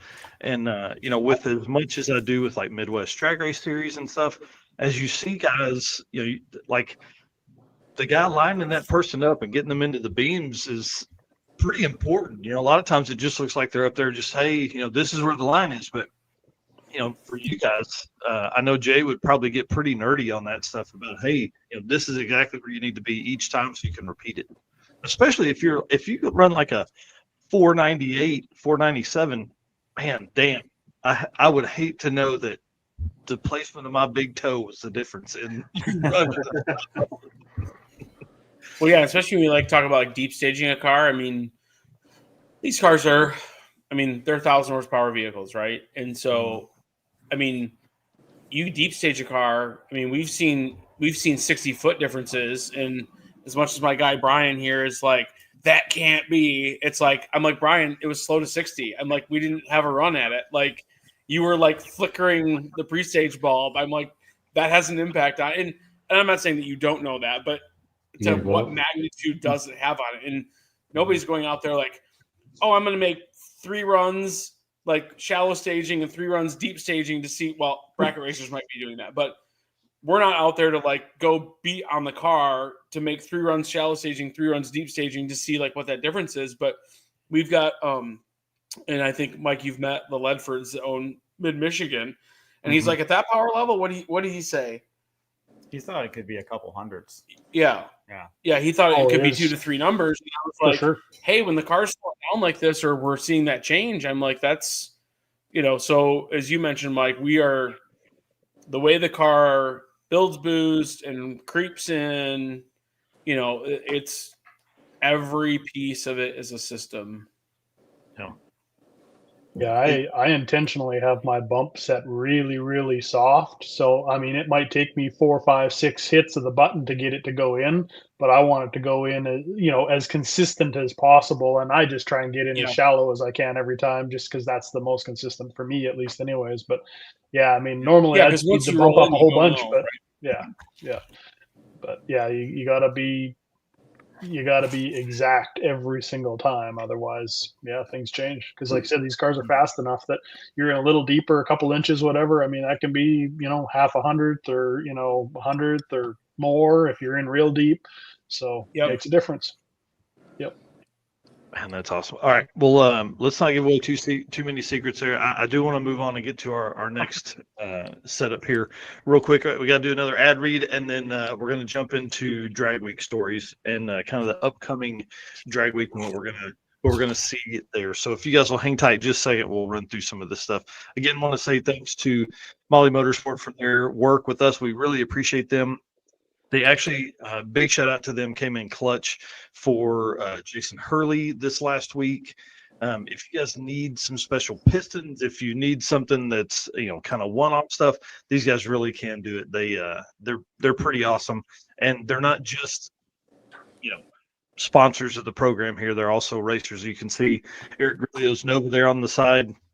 Stick shift, almost a 9-second stick shift in a car, and then George Wright on the other side there in his Duster, long-time or multi-time Drag Week racer, probably coming back again this year. That car makes like 700 something horsepower in a, so pretty awesome. Let's bring up Derek Putnam's comment here before we do move on. He said, caught me off guard. Overall count is 12 total, 8,500 runs in history. Hot Rod Drag Week, there's been 3. We talked about those earlier. Sick Week, there's been 3. Summer has also been 3, Midwest Drags with 2, and then Rocky Mountain Race Week with 1. I know the Rocky Mountain Race Week was Aaron Schiffer, and then oh man, that's a good one. Sick Week, I don't know if anybody's doubled up, to be honest. It would be Aaron Schaefer, one at Rocky Mountain and one at Sick Week. I don't know. It'd be interesting. That's a great question. It's a great question, Roby. I'll make that note. Look at that later. Me and Derek will be nerding out as we go on here. So, all right. again, thank you guys so much for being our race car friends. Thank you for being here. Thank you to the guys down here that are taking time out of their life to join us tonight and let us pick their brain and go through all kinds of stuff, and then hit the share button as we get in, because the next bit of stuff is going to be stories. It's going to be upcoming events, all that kind of stuff. So if you are here for that, please hang out. Thank you so much to our sponsors. They truly make all this possible. So if you're shopping and looking for parts, we would love it if you would hit these guys up. Summit Racing Equipment, obviously a big one here. They're sponsors of the show and the news. Deech Works down here, boy Mark Campbell actually is their sales director. I don't know what his professional title is, but he's a sales badass. Sweep the floors. Yeah. Love those guys. We're going to obviously see them at the Circuit 2026. We're going to go by their place, all that kind of stuff. So thanks to Deech Works, fuel systems that can, power 3,000 horsepower GTRs. Molly Motorsports, best pistons on the market, totally custom stuff. And regular, normal stock stuff if you need all that stuff. Driven Racing Oil, Howard's Cams, J-Wire Solutions, who's also down here below, not just a sponsor of the program, but also a racer and a supporter. AFCO Racing Products, love Eric Saffel and the team over there, our newest sponsors coming on board. Performable Transmissions, who we're going to get to see at Drag Week. I'm so excited to get a tour of the shop there. About 15 minutes from New Media Drag Week, which is one of the stops, so it's going to be awesome. Car Change 3D, Power Tube TV, WAF Racing, Sweet Patina with the best hand cleaning wipes on the market. I'm going to have some of those at Drag Week as well. And then Racing Junk Classifieds if you need some, car parts or a car, you can find it on Racing Junk. And yeah, Dean Anderson here saying, didn't James Tall get 2 at Sick Week 2 days in a row? I don't think so. I don't think he did 2. I think he got really close when he was next to Brian and Jay, though. And then the gentleman's agreement is simply like, Eric and I love doing this. We do this because it's a passion of ours, but then also the gentleman's agreement. So we're going to keep doing that, but we want you guys to hit the subscribe or follow button wherever you're watching this. And that's how it is, because we're not going to be able to tell that you did that, but we're going to do this, you do that. We'll keep moving on. All right, sir. Let's move into the Deech Works segment here. So this is going to be kind of fun because we're going to talk about upcoming Drag Week and all that kind of cool stuff. So Deech Works is a leading manufacturer of high performance fuel system components. The DW product line includes fuel injectors, fuel pumps, pump modules, fuel rails, regulators, filters, lines, and fittings, plus surge tanks, all engineered to support power levels ranging from 400 to 2,200 horsepower, which is a sweet spot for drag and drive, let's be honest. Since its founding, Deech Works has been committed to delivering quality, innovation, and precision to the automotive performance industry. Every product is built to maximize reliability and efficiency, which again, important for drag and drive, ensuring optimal fueling solutions for racers, tuners, and performance enthusiasts worldwide. With a focus on engineering excellence and industry-leading customer support, Deech Works continues to drive the future of high performance fueling. And as you guys can see here on the screen, use code DDR10 for a 10% off discount on your entire purchase. And hey, they don't have just cool parts and everything like that. They've also got cool merch and super cool people. So if you're ever in the Oklahoma City region, please stop by there, say hi, get a tour of their facility. But whenever you're ordering stuff, DDR10 for all of your discount code there. Okay. Again, Mark, thanks for being part of Deech Works and being on here tonight. So let's talk about upcoming Drag Week stuff. I know Mark isn't going, but based on what you've been seeing around the country, are you excited about some of the stuff that's happening up that way? Oh, absolutely. Yeah. I mean, I love watching the results, of course, in the races. I mean, I'd love to get out to some. I've just been so stinking busy with, personal stuff. My daughter's a very competitive swimmer, and so she's always involved in that, and work's been busy and everything like that. But no, I'm super excited. I mean, I love watching what's going on. I love seeing how competitive the 850 and honestly all the classes are. Mm-hmm. I've literally raced my entire life. I mean, I started going to the racetrack with my dad when I was, I think, 5 or 6 years old. Got my Super Comp license literally on my birthday, and I've never not raced. And I'll tell you, the level of competition at the drag and drives is like nothing else. I mean, it's incredible. Like I said, I've raced everything from a Super Comp car to a pro mod, top alcohol funny car, whatever, won a reasonable amount of trophies. And it's every bit as hard to win at a drag and drive, or even just compete, be in the top 3, 5, 10, whatever of these classes, than it is. Like I've finished top 10 in NHRA divisional stuff for the year many times, and won a couple national events and stuff. This stuff's harder in a lot of ways, because not only do you have to compete at the racetrack, but you got to drive your stuff everywhere you go. You don't get a trailer, you don't get a support vehicle. So no, I'm super excited. I love this stuff. Like I said, I'm going to try and get to some more races myself, in the next couple of years. I actually had an opportunity to go to Six Smokies this year with Robert, a good friend of mine, but unfortunately it falls on a big swim meet for my daughter. So Dang. you might see me at a couple of the days, but I think it's the second last day. That's her big swim meet, so I got to go to that. But I've actually been at the racetrack the last, a couple of times here, twice with Robert, and actually I think we're going out again on Friday with that twin turbo Tesla that he races. And we've been working on getting down the racetrack. So it's been a little bit of a challenge, but I think we were out there last Tuesday or Wednesday and made several hits, and the car's really starting to come around. So I'm pretty excited for him to be able to get out there and have a good showing. So, but yeah, it's just exciting. I mean, it's really good racing, and anybody that doesn't think it is, I don't know what they're expecting, because it's incredible. I mean, just crazy how competitive these cars are, and how fast they are, and how reliable they are. Yeah, I think that's what gets me on this is like you guys do this every day, all day. You know what I mean? Like you drive from track to track and then make these kind of runs.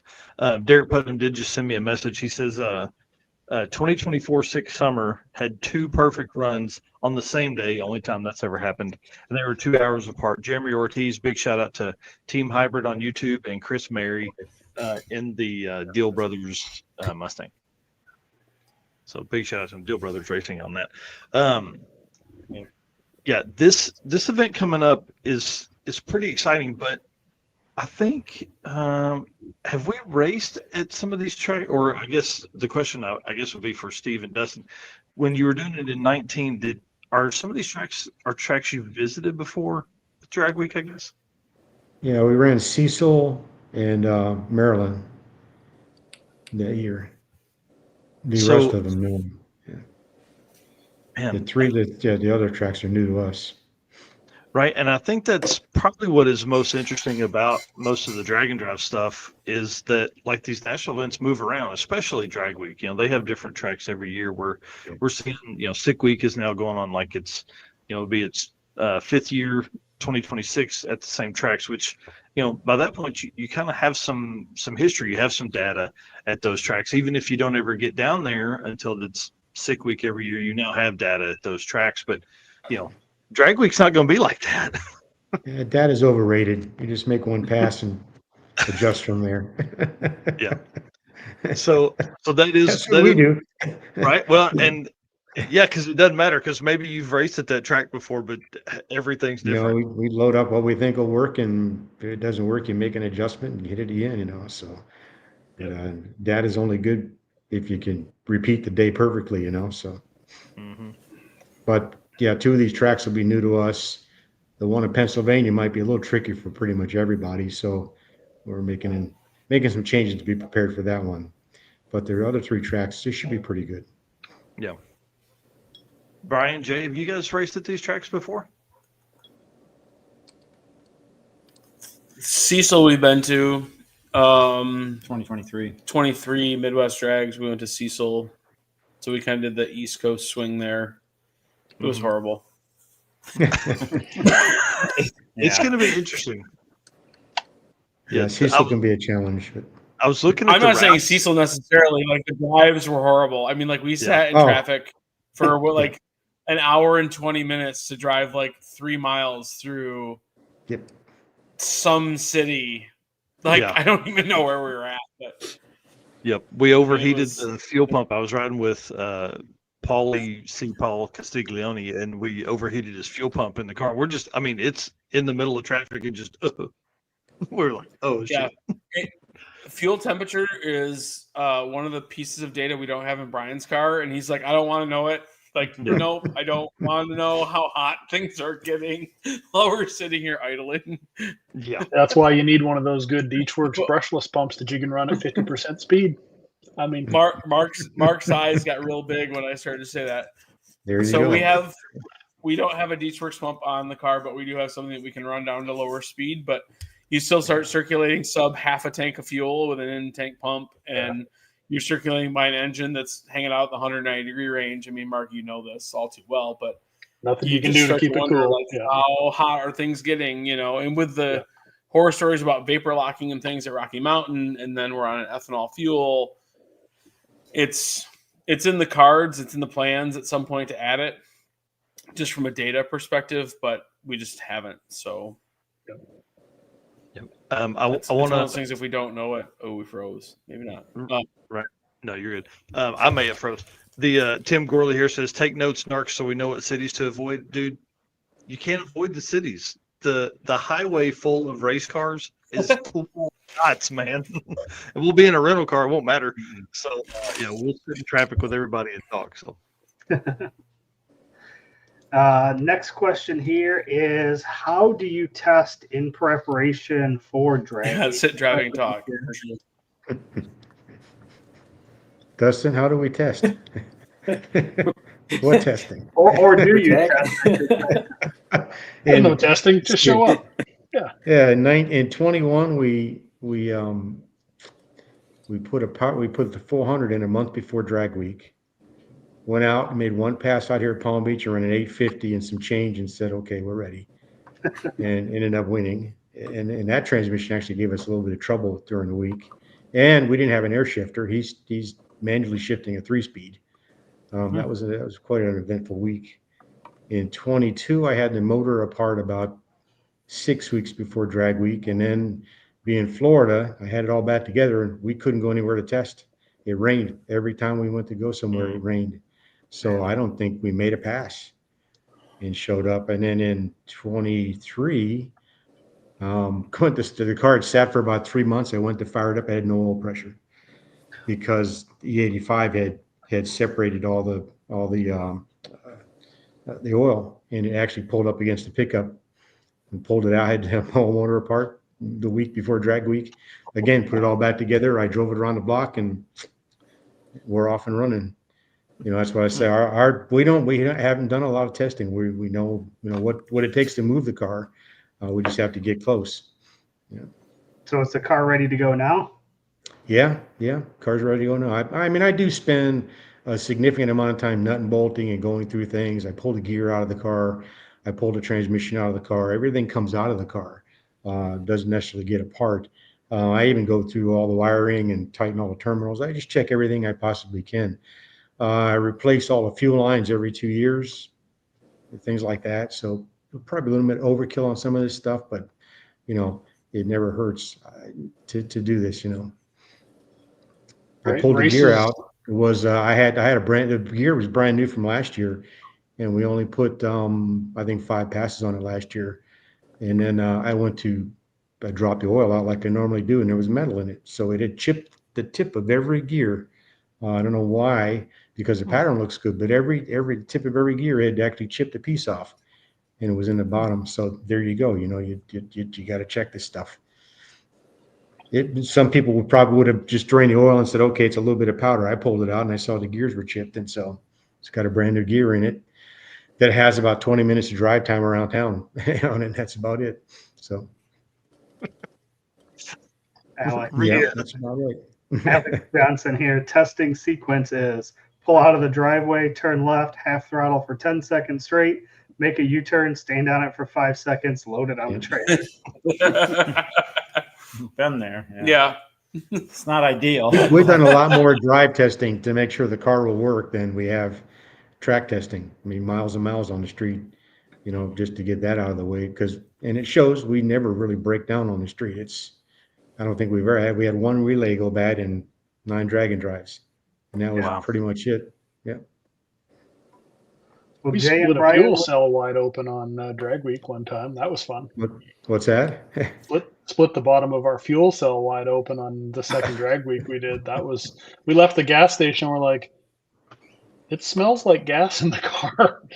Pulled over to the side of the road and it's just pouring gas out. So yeah, fortunately we rigged up a little jerry can and jammed it in the back of the car and drove on 5 gallons of fuel at a time until we got to the parking lot at the hotel, and then we got some JB Quick and fixed her up. So nice. That's awesome. Well, Jay and Brian, how do you guys prepare for Drag Week? We did that sick week 24 in the back of a CVS parking lot. We pulled the whole fuel cell out and JB welded it like in the CVS parking lot. It was not the best evening. This is story time, isn't it? Like I did the flex steel tape, and we like put fuel back in it, and you just watch the tape start to erode and start to like leach towards the edges. I'm like, all right, this is going to take more than that. yeah, I got some of that JB Quick stuff, and I scared everybody to death because I took the fuel cell out into the middle of the parking lot and took a side grinder to it and was grinding the powder coat off, and they're like, that thing's still got gas in it. I'm like, that's okay, don't worry. Everything's fine. Everything's fine. Nobody died, right? So, but yeah, we JB Quicked it, put it back in the car, didn't put any fuel in it, left it sit overnight, came out in the morning, poured fuel in it, and just were like, fingers crossed that it was okay, and it held. And well, just for reference, you do not have to wait overnight. Like the cure time is good because we literally like tipped it from this way to this way and put it back in the car, and we were driving like an hour and 10 minutes later. Yeah, we had time, so we could do that. But if we had to drive, I would have JB'd it, put it in the car, put gas in it, and gone. But fortunately, we were already in the parking lot, so we had time. But yeah, it's don't want to mess around with leaky fuel. Brian chipped that off with like a number 3 flathead screwdriver and a mallet. So we could weld it. So I could weld it back together when we got home. Oh, that's brutal. Yeah. Tim Gorley, YOLO. Might as well hit it with a grinder. Well, I mean, you put enough miles on these things, something's going to happen. Mm-hmm. I mean, that's For sure. That's the way it works out, right? I mean, I figure we have, I know a number of passes, but we put the Baker engine in 22. So 22, 23, 24 season, we made 375 passes, but 15,000 street miles on the car. Wow. That's impressive. Yeah. I mean, we pulled the valve covers before Drag Week in 23. Yep. And then TJ, who's our friend and performance manager at Baker, like handed 12 back to us and was like, you can put these in if you want to, but like you already have fresh valve springs in it and the valve train's happy as a clam. So wow, here's spares for the, we went 2 seasons and 250 passes without pulling the valve covers off that thing. The thing just works. So, yeah. But again, you put that many miles on a purpose-built like drag car, like stuff's going to happen. Mm-hmm. And then it's about, Mark mentioned earlier, it's like if you have the spare part, that thing won't fail. So it's about having those things that you can't get at the parts store, right? Yep. So again, we talk about having an LS engine. It's like you can buy 3/4 of that engine at the parts store, and any like thing late model you can do that with, but I mean that's a very strategic thing. Is like we don't carry a lot of extra weight in the trailer if it's a part that we know we can get at O'Reilly's or Advanced or Napa or whatever the case may be, because I mean, you put 1,000 more pounds of stuff in our trailer, and then that just is 1,000 more pounds of strain on the vehicle. Yep. Yeah, that's what I do. Try to use as many over-the-counter parts as I can. Yep, exactly. Alternator, water pump, none of that electric stuff. Everything's belts. Everything's over the counter. Yep. The stuff that's going to give you problems, that traditionally gives drag weakers problems. I decided I'm not going to go that road. I, run as much of the OEM stuff as I can on the front of the motor. Yep. No, we carry the specialty stuff, which is very little, but yeah, like you said, I mean, belts, hoses, all that kind of stuff. I mean, we try and just have stuff that we know we can get anywhere. And, you know, I do carry like a spare starter and stuff, which I could get anywhere technically, but I do carry that with me because just you get stuck on the side of the road somewhere, you want at least to be able to start the car. But once again, I brought it with me and I never used it, so that's the good thing. I did bring head gaskets with me one time, and I thought that's really dumb because I'm not going to change those even if I do push them out. But No, it's done at that point. yeah, exactly. I mean, if you push a head gasket, there's bigger problems. But I did bring them once, but we didn't bring them the second time, and well, I didn't need them, so that was good. I'm not doing head gaskets. Yeah. What do you guys Bring a spare transmission. How committed am I to finishing this week that I'm going to lay under my I car? could have used one last We year. talked about it. Oh, we did that. I had one at home. I could have used it last year. Yep.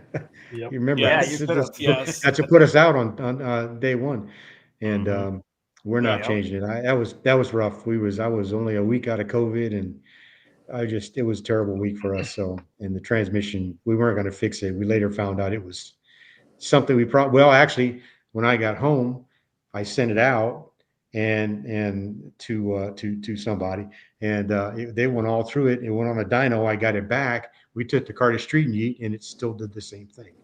And I traced it down to a bad case and a problem that was really, really difficult to find. And so, but you know, had we had a spare transmission, we probably could have used it back then, but it would have been in the truck and we couldn't have gotten to it. So who knows? Yeah, exactly. That's the thing about this class. I mean, you know, we did bail in 21 on the 24 on the first day, but you know, it's so close. If you're going to be so far behind on the first day, it's not worth it sometimes, you know. And there's a lot of guys who want to be heroes and rebuild motors on the side of the interstate, and it just that's not why we're there. We're there to win. And if it's going to evaporate that fast because you got one bad day, it's a tough call to go there. You know, you guys know you did the transmission in Bristol, and it was very commendable, but we probably would have backed up at that point. Because, you know, if we'd have turned in that bad a ticket, what's the use, you know? Yeah, and that's the tough part. And I think some of it, though, is like, I don't know. Well, and I think from the story side, you know.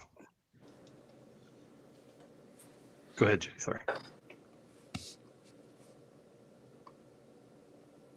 No, I was just going to say, like, I mean, in that year, last year, Steve, I mean, we turned in a 50 with a 6, and we're like, yes, we're in 4th after day 1. Yeah. 6th off from perfect. Yeah.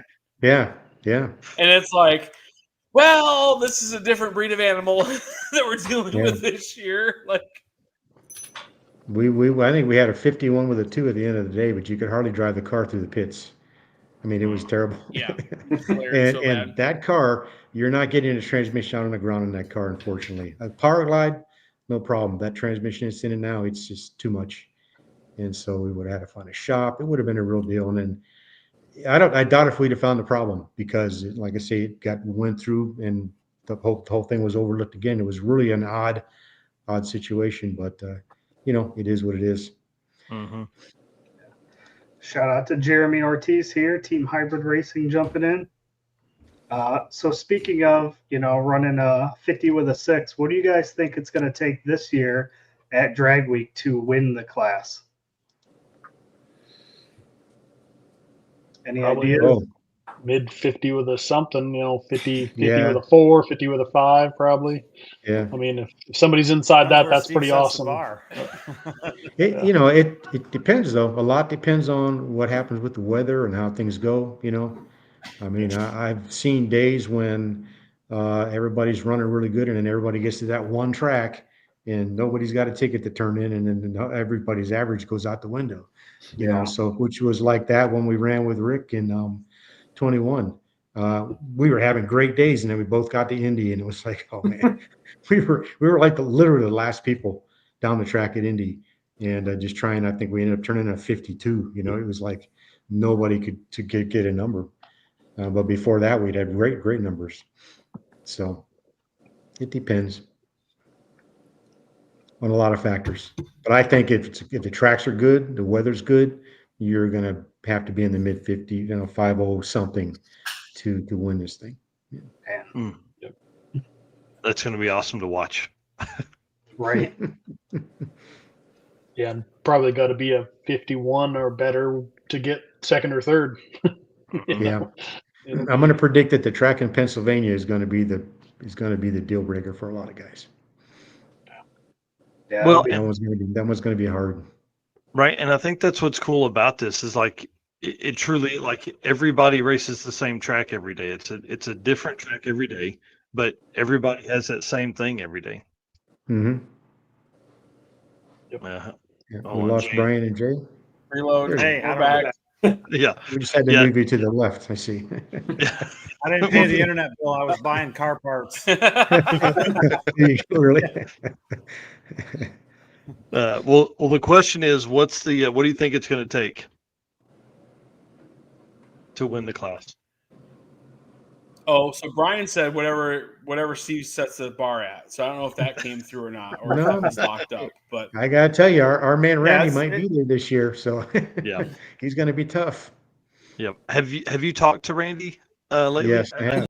Yeah. Small block Ford Power guy. We forgot about him earlier. Yeah. His Yeah, surgery. he texted me yesterday. I had texted him about my grandchild, and he texted back. He's something about can't wait to get up there and beat our ass, and so That's awesome. That's awesome. So Derek here saying last year it was an 850 with a 9 for first, 51 with a 4 for second, and a 52 with a 4 for third. yeah. That's crazy. That's pretty wild. Okay, last segment here. Let's run through this, and then we're gonna tell stories. I promise, because this is Yeah, this that was Randy, us, and then who had third? Chris Murray. Yeah, I think Chris Murray was third. pretty crazy. Performer Built Transmissions. I want to give a shout out to Ryan Snyder and the team up there. They do a bunch for us.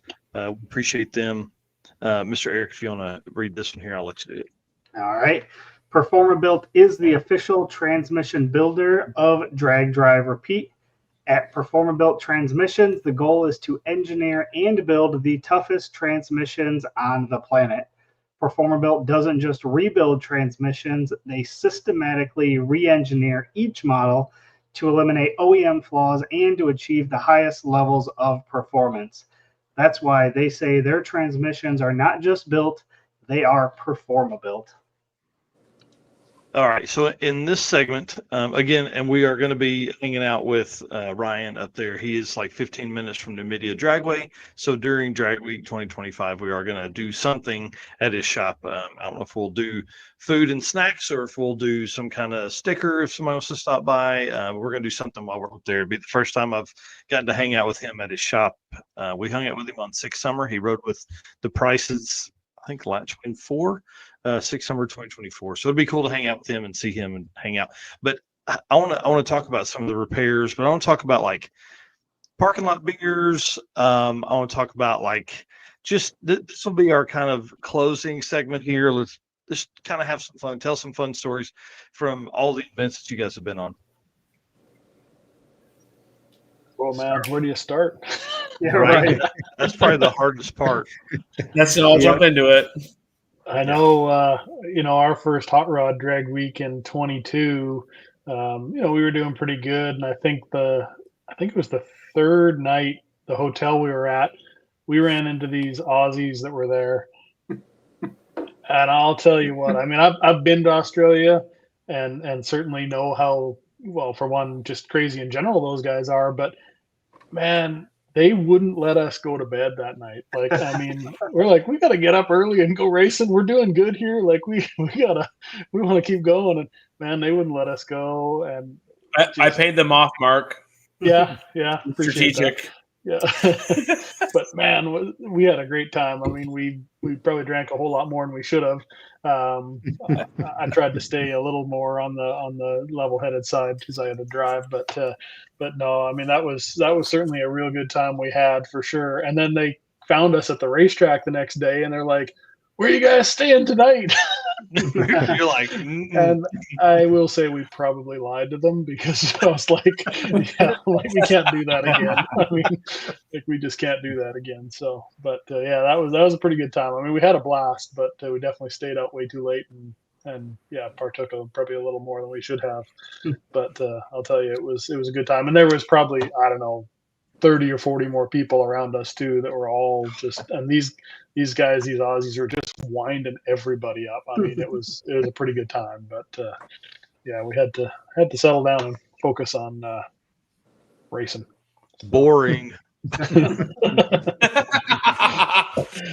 Yeah, I had to go and drink. I had to change the oil in my intercooler, so I had to get back to working on the car. Right.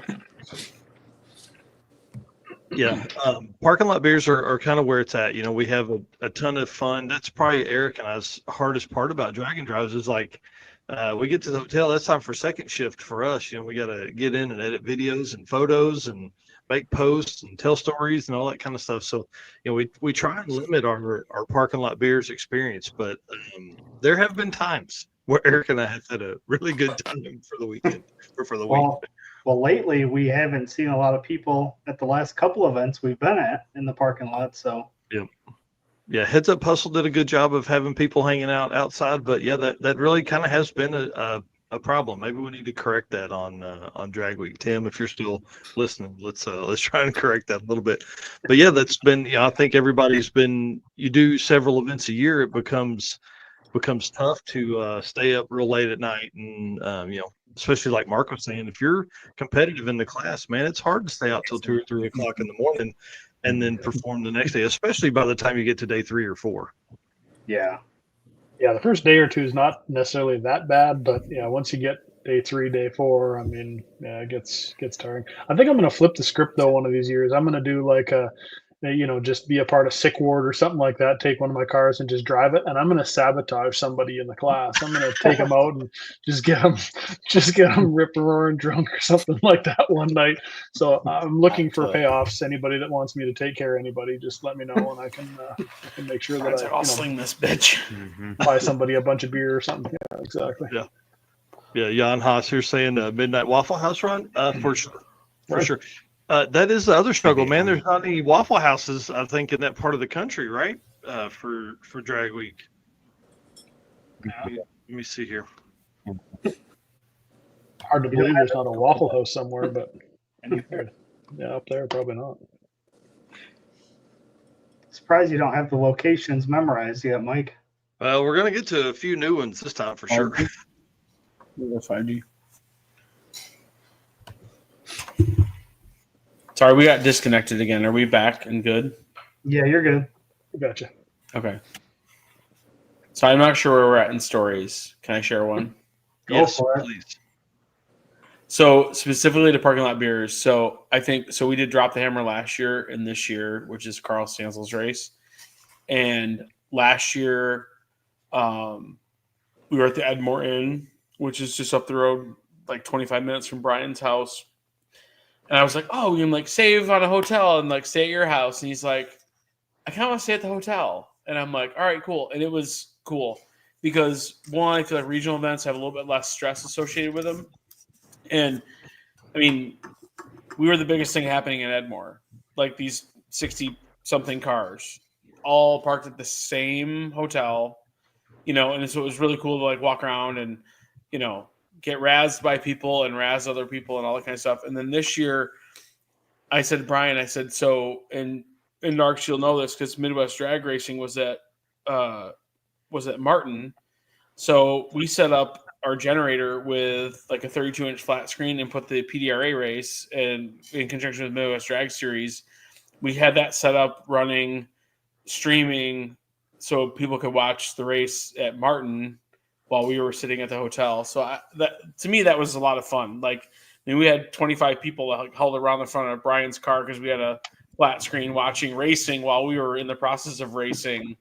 So that was a lot of fun because again, it was very low key and chill. It wasn't, the drive is shorter and, it's a 3-day deal. So I feel like that's the cool thing about the regional stuff is that again, the drives are a pinch shorter in most cases, and you don't have 300 people. You've got 60 to 150, which you mean even 150 starts to push that envelope. But the 60 to 80 people that you can all get to the same hotel, and you're in, like I said, Edmore, Michigan, which there's not a lot going on. There's one hotel. There's one hotel, and there's about 300 foot of burnout in front of the ice cream stand, thanks to this guy.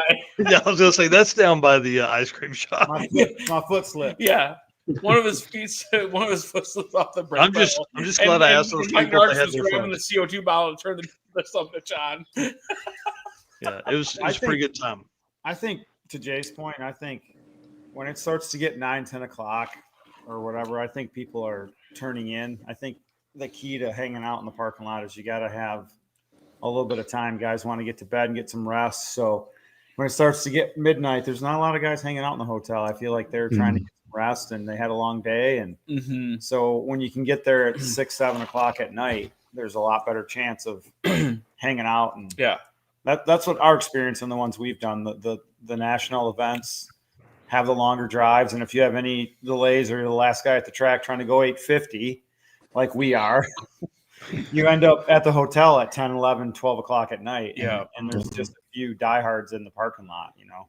And I think that's the other thing too, is like, Steve, you mentioned earlier, like, you're going there to place and to win, right? And so I get up earlier at drag and drive events than I do for my normal job. Like by 2 hours. This guy, he's up early. Yeah. This guy's up early, but I'm like, oh, it's 7:20. Like, I should get out of bed so I can make it to work by 8. And like, we're up at 5:15 every morning.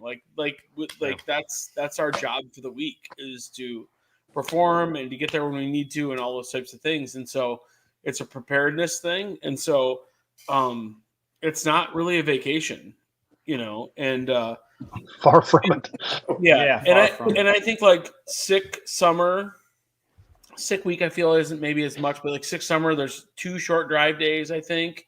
And so that's nice because like you do the what's the town that we've gone to that kind of shuts the town down for us and stuff, and they do a party, and those short drive days were Rock Falls. Yeah.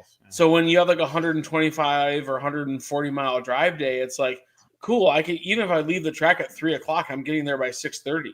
To Brian's point, and like it helps so much because you feel like you can have, thanks, Derek. It feels like you can have a couple hours of like chill time before it's like, I need to go to bed. I need to get back into my routine and my regimen, because, it's no different than the car goes down the track. We try and be as consistent as we can with our routine. And that's probably the engineer in me and the OCD in him.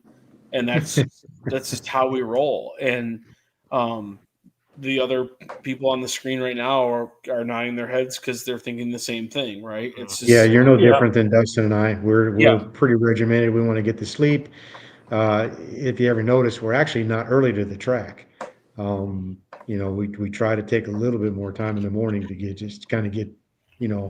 into things and not rush to the track and sit in line and all that kind of stuff. We wait till the line's gone and we'll get there later. But it's a grind. Drag week, I don't think is conducive to the parking lot parties and good times as some of the other events are. And a lot of it depends on the class you're running as well. If you're running our class and you want to place good, you're going to have to work at it, and that means on and off the track and between tracks and everything else. So you got to be fresh, you got to be focused, and you got to be ready, you got to be alert. Right. So what I'm hearing is a 12-second car that's not going to be in any competitive in any class would be fun. That would be the way to go. You just got a woman done in 850. That's all. You should have fun with that. Right, Mark Campbell. Yeah. 2 days in a row.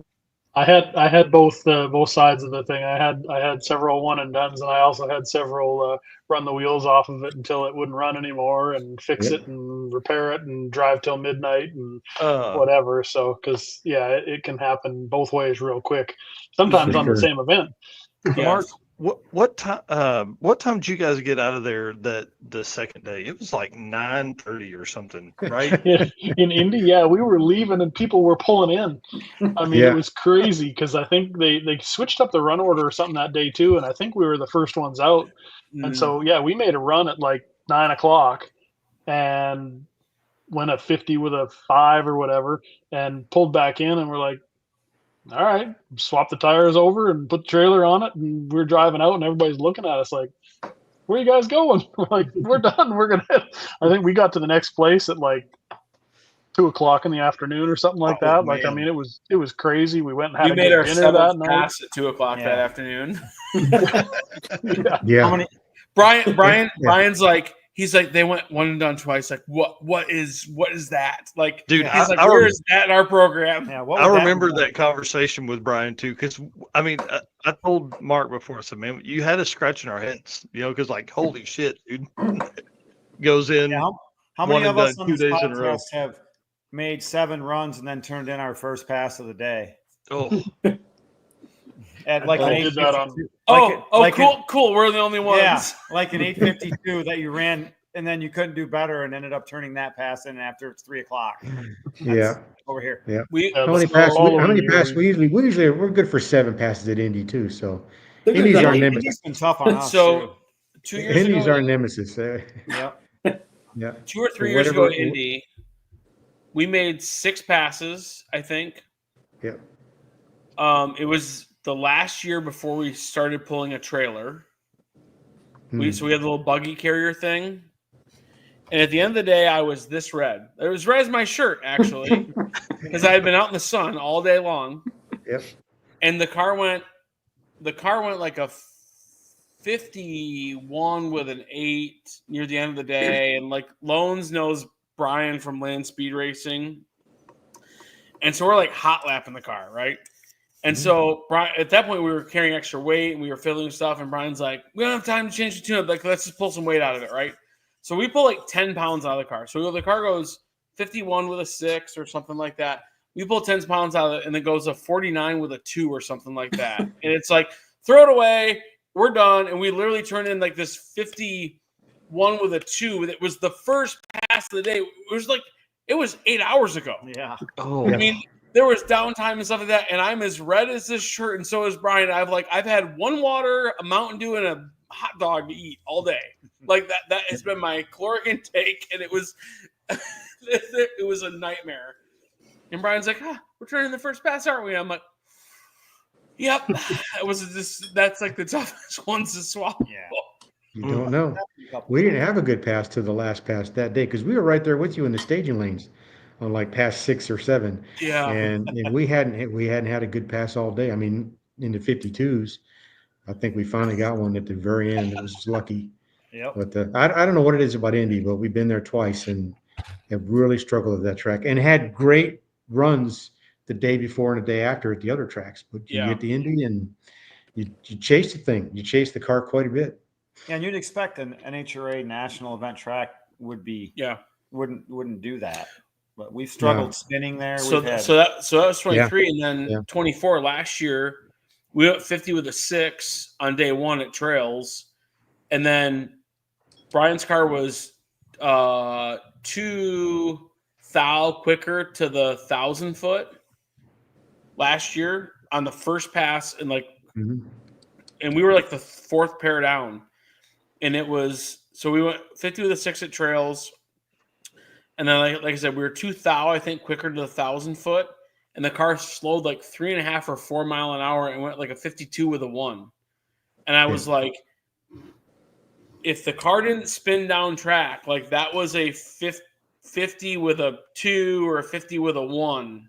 And then guess what? Like we go like 52 with like the best pass we turned in was like that pass, I think. Again, here it is, Indy returning the first pass of the day. I mean, it's almost like whatever we ran on the first pass, we just turn in because we've done it 4 times. Yeah. And just save ourselves the insanity of the day. Because, Steve, you mentioned earlier, like you're trying to keep up with the weather, keep up with the track going away. You're trying to keep up with these variables that, in a lot of cases you don't have control over. Yep. And then you shoot yourself in the foot. That picture behind me, that's Indy in 21 when Dad forgot to stiffen the shocks up on the first pass.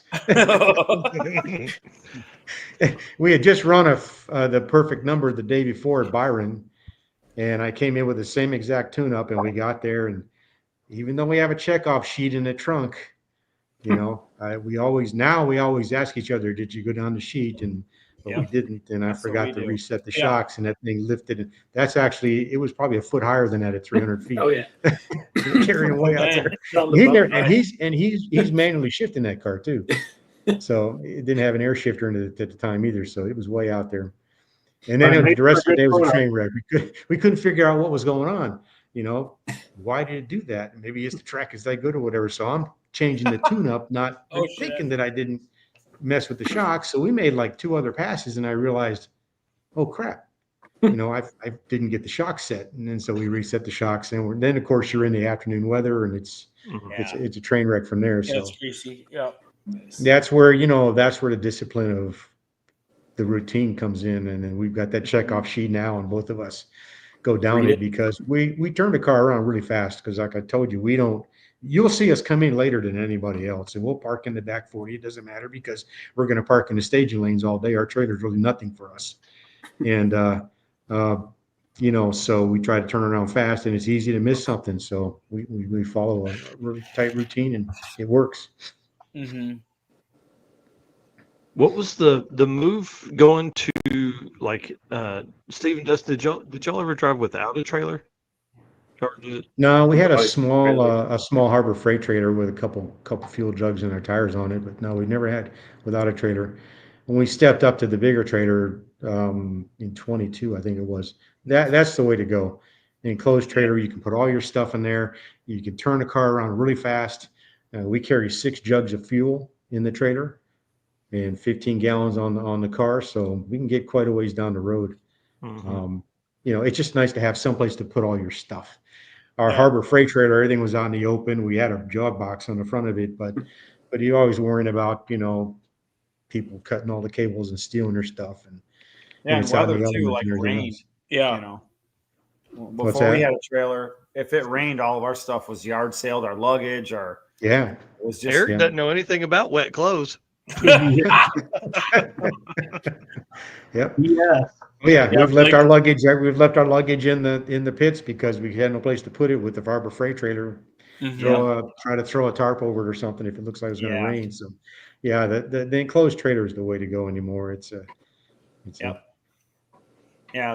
pros outweigh the cons for sure. From when we haven't really noticed any cons about it, even though it's heavy. We don't see anything in the way the car drives or overheats or anything like that. It runs cool. Yeah, the only cons we have is, like, you know, hotel parking. You know, you have to have a spot. Yeah. When we had a buggy carrier, we could park in a regular parking spot, and turning around was obviously not a problem. So, and I think the car might be a couple hundred RPM different. Like at 70, towing it, there's some more wind drag, but you notice that, but it hasn't hurt anything. So no. Well, and I think like the cool thing from like media side for like Eric and I is that, you know, you end up like everybody's now up in their trailer game.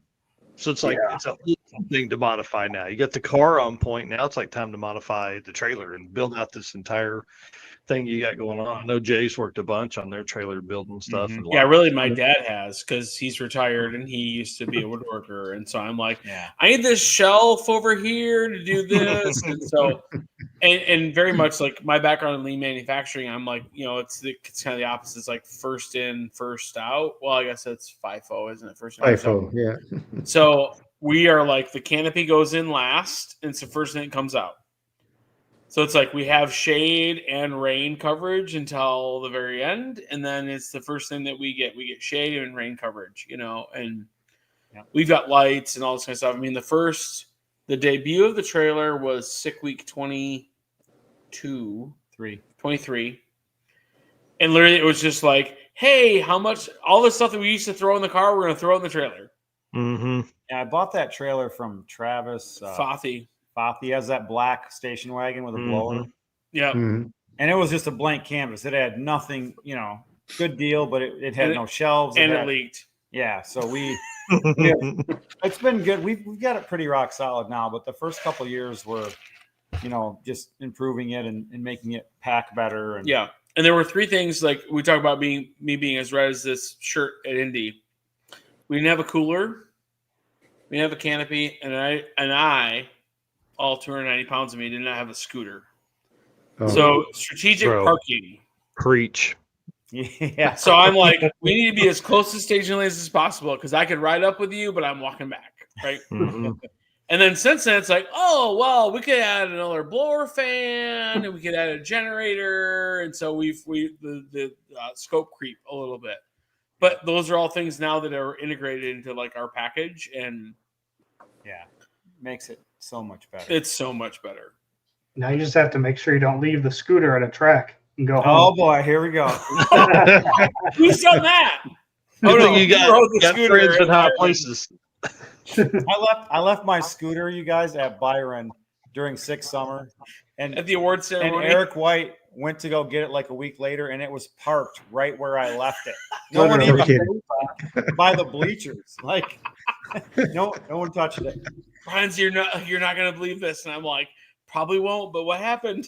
It did have 2 flat tires, so it wasn't really theft, intriguing for anybody to steal it with the 2 flat tires. Yeah, that was also the 290-pound guy exceeding the weight limit of the Yeah, scooter. Yeah. But we have solid tires now. We're in great shape. Yeah, I've got to get my scooter working. Man, I That's a have game used it changer. all year. You know what I mean? I'm over it. Especially with what we're fixing to come up on. So, well, what else, guys? I feel like we haven't told enough stories. What are we forgetting? What should we talk about as one last story as we wrap this up? What's a let's talk food, because obviously you guys know I love Waffle House. And I was just looking a few minutes ago. There are no Waffle Houses on our general area up there, so sadly we won't be buying dinner up there. But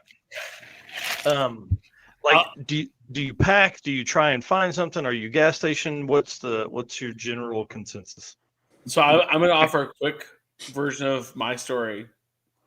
So the night that we did the transmission at Bristol, we rolled into a gas station. We're on like alt fuels trying to find E85. And what did I eat? I grabbed something out of like the cooler, and Brian's like, that is going to tear you up. And it was like 1 a.m, and we hadn't had dinner yet. It was like a buffalo chicken something or other. Oh, and I'm yeah. like, poink off the rack into the scanning the barcode. So there's my food story there we can laugh about, but Yeah, I can only imagine. You were 284 pounds the next day. And wouldn't roll his window down, so I had to smell that. Yeah. Dustin went through that in 23 at Yeah. on the way to Bristol. Yeah, he likes to pack a little beef jerky with him, and we went to Buc-ee's and he bought some jerky at Buc-ee's, and it did not agree with him. We were pulling over a couple of times. The next day, if we hadn't been having such a great week, man, he would have been in bad spirits. I think Mike, you even interviewed him, and he was a mess. Yep. Yeah, I threw up in front of somebody's house. I don't know who. I just bailed off the road into somebody's front yard, and he at 10 o'clock at night, oh dang. Pull over. waiting to get shot. They're like, I think that car's kind of cool, but there's a dude yakking out there. It was like 10 at night. Yeah, even better. And I think we were only like 5 miles from the hotel in Bristol. We weren't very far. And he goes, "I'm not going to make it." Oh Man, that's tough. And the heat, that year was pretty hot in the middle of the day. By night time, it wasn't bad, but yeah. Does anybody run air conditioning? Mark, do you run AC? No. I got 240 air, so 2 windows, 40 miles an hour. Yeah. Okay. Yeah. And Steve doesn't know. Okay. No, and that car's so aero that nothing comes in it, so it can get pretty warm in there. Yeah. Yeah, we're fortunate to the Arkansas air conditioning. Like we can vent windows slip back, but Yeah, the Nova has those quarter windows that are pretty nice. But beyond that, we rolled by Dragon drivers, and we're like, oh, their windows are up, and it's 85 degrees. I'm like, sons of Jerks. guns. Yeah, sons of guns or jerks is a polite way to put it. I definitely on the headsets are saying something different. Yeah. Yeah, it's, I think it's I one don't of the know if conditioning benefits should of be driving legal. at night. I don't know if Yeah. he runs it during the drag and drives, but Tim Flanders has AC on his Yeah, Mustang. Tim's got Mustang or yeah. I'm assuming he probably has the Oh both on. yeah, yeah. One of the I few would 850 assume. cars that probably has it. Yeah, that's cool. Yeah, he hasn't. We haven't had him on the show. We need to have him on the show. Yeah, Leading Yeah, up. he's- Do you know if he's doing drag week? I don't believe so. No. No, I would say no. Yeah, I No, don't think so. he's done the I think he dragging. made a comment somewhere the other day that he wasn't going to be there. I think But his Steve, car you is talk not- about somebody like Dustin was manually shifting that 400 at the time. Like to this day, Tim manually shifts his 400 and locks up his overdrive because he's got gear unders on it. Yeah, yeah. So is I Mark. still manually shift my car too. I don't lock up the overdrive, but I still manually shift my car. Yeah, that's impressive. Yeah, Well, that's a when this consistency car thing, was right? NA, I Like, was locking up the overdrive in it because I run a 487 gear in it. And when it was NA, we raced it there. I would lock up the overdrive in it when I drove it. Didn't really make much yeah, I of a mean, difference. those are all things that are like time dependent things that are like, Yeah. is this happening when I expect it to? You know, Is that muscle Yeah. memory or just you know what to look for? Like I can't imagine how quick that stuff is coming up, and then you're like, oh, I'm at 342 feet. Time for third gear, or whatever like that. Yeah, I find myself. I mean, I got a shift light and everything like that in the car, but honestly, after you make enough runs, you just Yeah. you're It's listening by to feel it and and you're by putting it ear. in there, and Yep. that's what I think too. Jonathan Snowcyber talking about he can have his windows down. It'd be 40 degrees and it's still hot in that car. It's an oven. Race car go. It's so loud. It was so loud. Now, what's his name? John Doherty has the exhaust on his big block Nova. And, man, no way I want to ride in that stuff. That's what's cool to me about like small block power adders. Like a lot of times, it's a turbo. Small block, like it's not some crazy naturally aspirated, got to have an inch of lift to do what you do, Mhm. Yeah, turbo's where it's at. So the next question is, why do we not see more nitrous cars? And then we'll finish the show up in this class. Oh, I mean, I think it's consistency. yeah. I mean, I think it'd be really hard to dial a nitrous car in. Yeah, I mean, I think you can make them consistent, but the engine, the way that it has to be designed, specifically around compression ratio, camshaft design, stuff like that, it's way less conducive to being able to drive, nicely. I think it's the drivability piece too. Yep. Yeah, absolutely. I mean, because typically, I mean, I've had some nitrous cars over the years, and I mean, you can dial them in pretty tight. I mean, we used to run a lot of super small tire stuff, like 26.85 tire, 8th mile stuff, and my car at that time it'd go 490s, 50s on the 26.85 tire, and I mean, we could just rinse and repeat within 100th every single time down the racetrack as long as we didn't do something dumb. But the downside is you got typically a lot larger camshaft, more lift, more duration. It's harder on valve springs. It's typically a higher compression too, because I mean nitrous definitely wants a little more compression. Certainly, if you're starting to lean on it harder. So yeah, that's certainly why turbo stuff is nice, because it's. I mean, like the cam in my car, it's like 230 degrees at 50, and it's got just a little over 600 lift. So, I mean, it's not a big camshaft, and it just, especially in a 427 cubic inch engine, I mean, that's a pretty small cam. And I mean, like Steve said earlier, shift the thing at 6,700 RPM, just don't have to rev it up. Now, it will make more power if, my combination, at least anyways, because of the turbos. I mean, when I go into go fast mode, we'll shift it at like 72, 7,300 or something, and it still makes good power. But even with that small lift cam and all that kind of stuff, it's still easy on parts. Right. So I think that's the big difference between a nitrous deal and a turbocharged deal. And I'd agree. Like, I think that you can drive the consistency back down by having nitrous, where atmospheric stuff doesn't matter, because I'm getting back to this point. Like, I'm spraying enough to get back to here, but like the longevity of that engine on the street, I think, is the problematic piece of it. Yeah. Because somebody says, I have to run 110 all the time, or something thereabouts. I mean, I think you have to like partner nitrous power adder cars with NA cars, and then look at the failure modes in the NA cars that want to try and make the trip, and it's similar. Interesting. Does it nitrous car move with changes in It's weather? valve train generally is the failure mode. Yeah. You know. Yeah, a nitrous car is similar to a turbocharged car as far as weather changes go, for sure. Is it? Like it's what a nitrous engine is really likes or doesn't like is humidity. If they typically like humidity just because it helps keep the detonation down on the engine. Sure. But if it gets really dry, a nitrous engine can get pretty cranky, and the tune-up window gets really, really small. I know that's what we always face. Like when I ran my car, we go to like Vegas or something like that, where it's super dry, like 7% humidity or something like that. It's a dry heat. It's just but it's just begging to eat a piston. I mean, it's just like when there's no water in the air, it doesn't help cool it down, and so the tuning window gets really tight with a nitrous deal too. So interesting. Yeah, and Jan Haas are saying carrying bottles and runs per bottle is a pain too. That's good.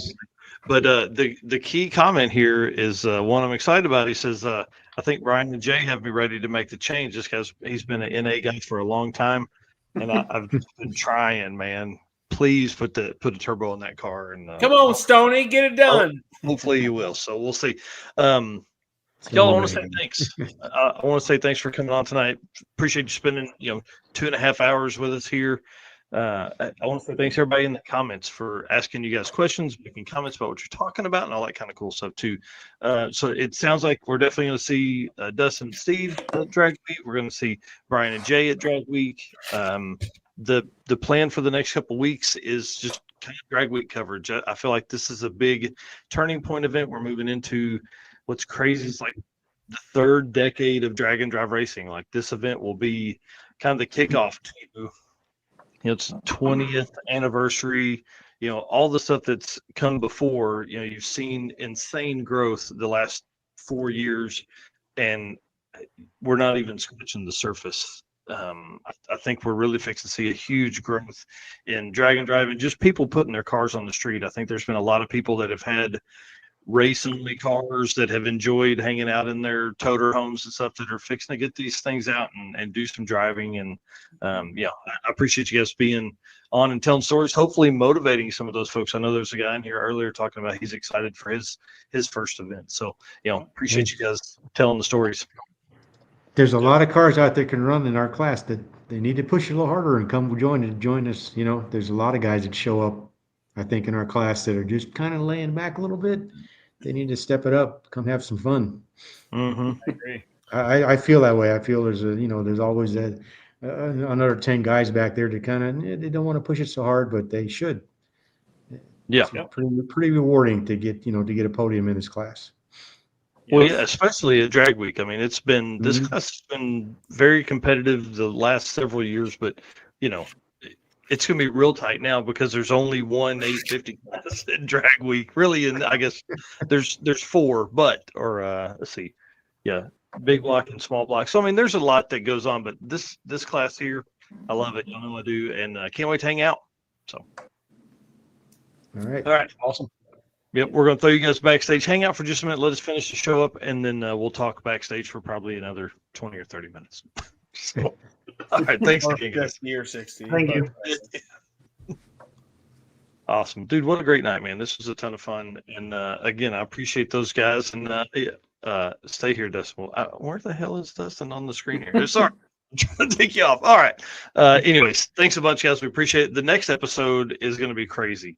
We have Jim Greenleaf and Tommy Dupree of Summit Racing are going to be on, and I'm also going to see if I can get one other guest early on in the show to do some Drag Week conversations, but Tommy and Jim will be a good interview because one, Summit Racing, obviously just the scope of stuff they do for the community of automotive enthusiasts, but then also those guys are racing at Drag Week. So Tommy's bringing his truck. Jim's going to be his co-pilot again. So this should be pretty fun for that. But I'm ready, dude. I know you're not coming to Drag Week. I know you're probably tired of hearing me talking about it, but we're getting close, man. It's going to be pretty cool.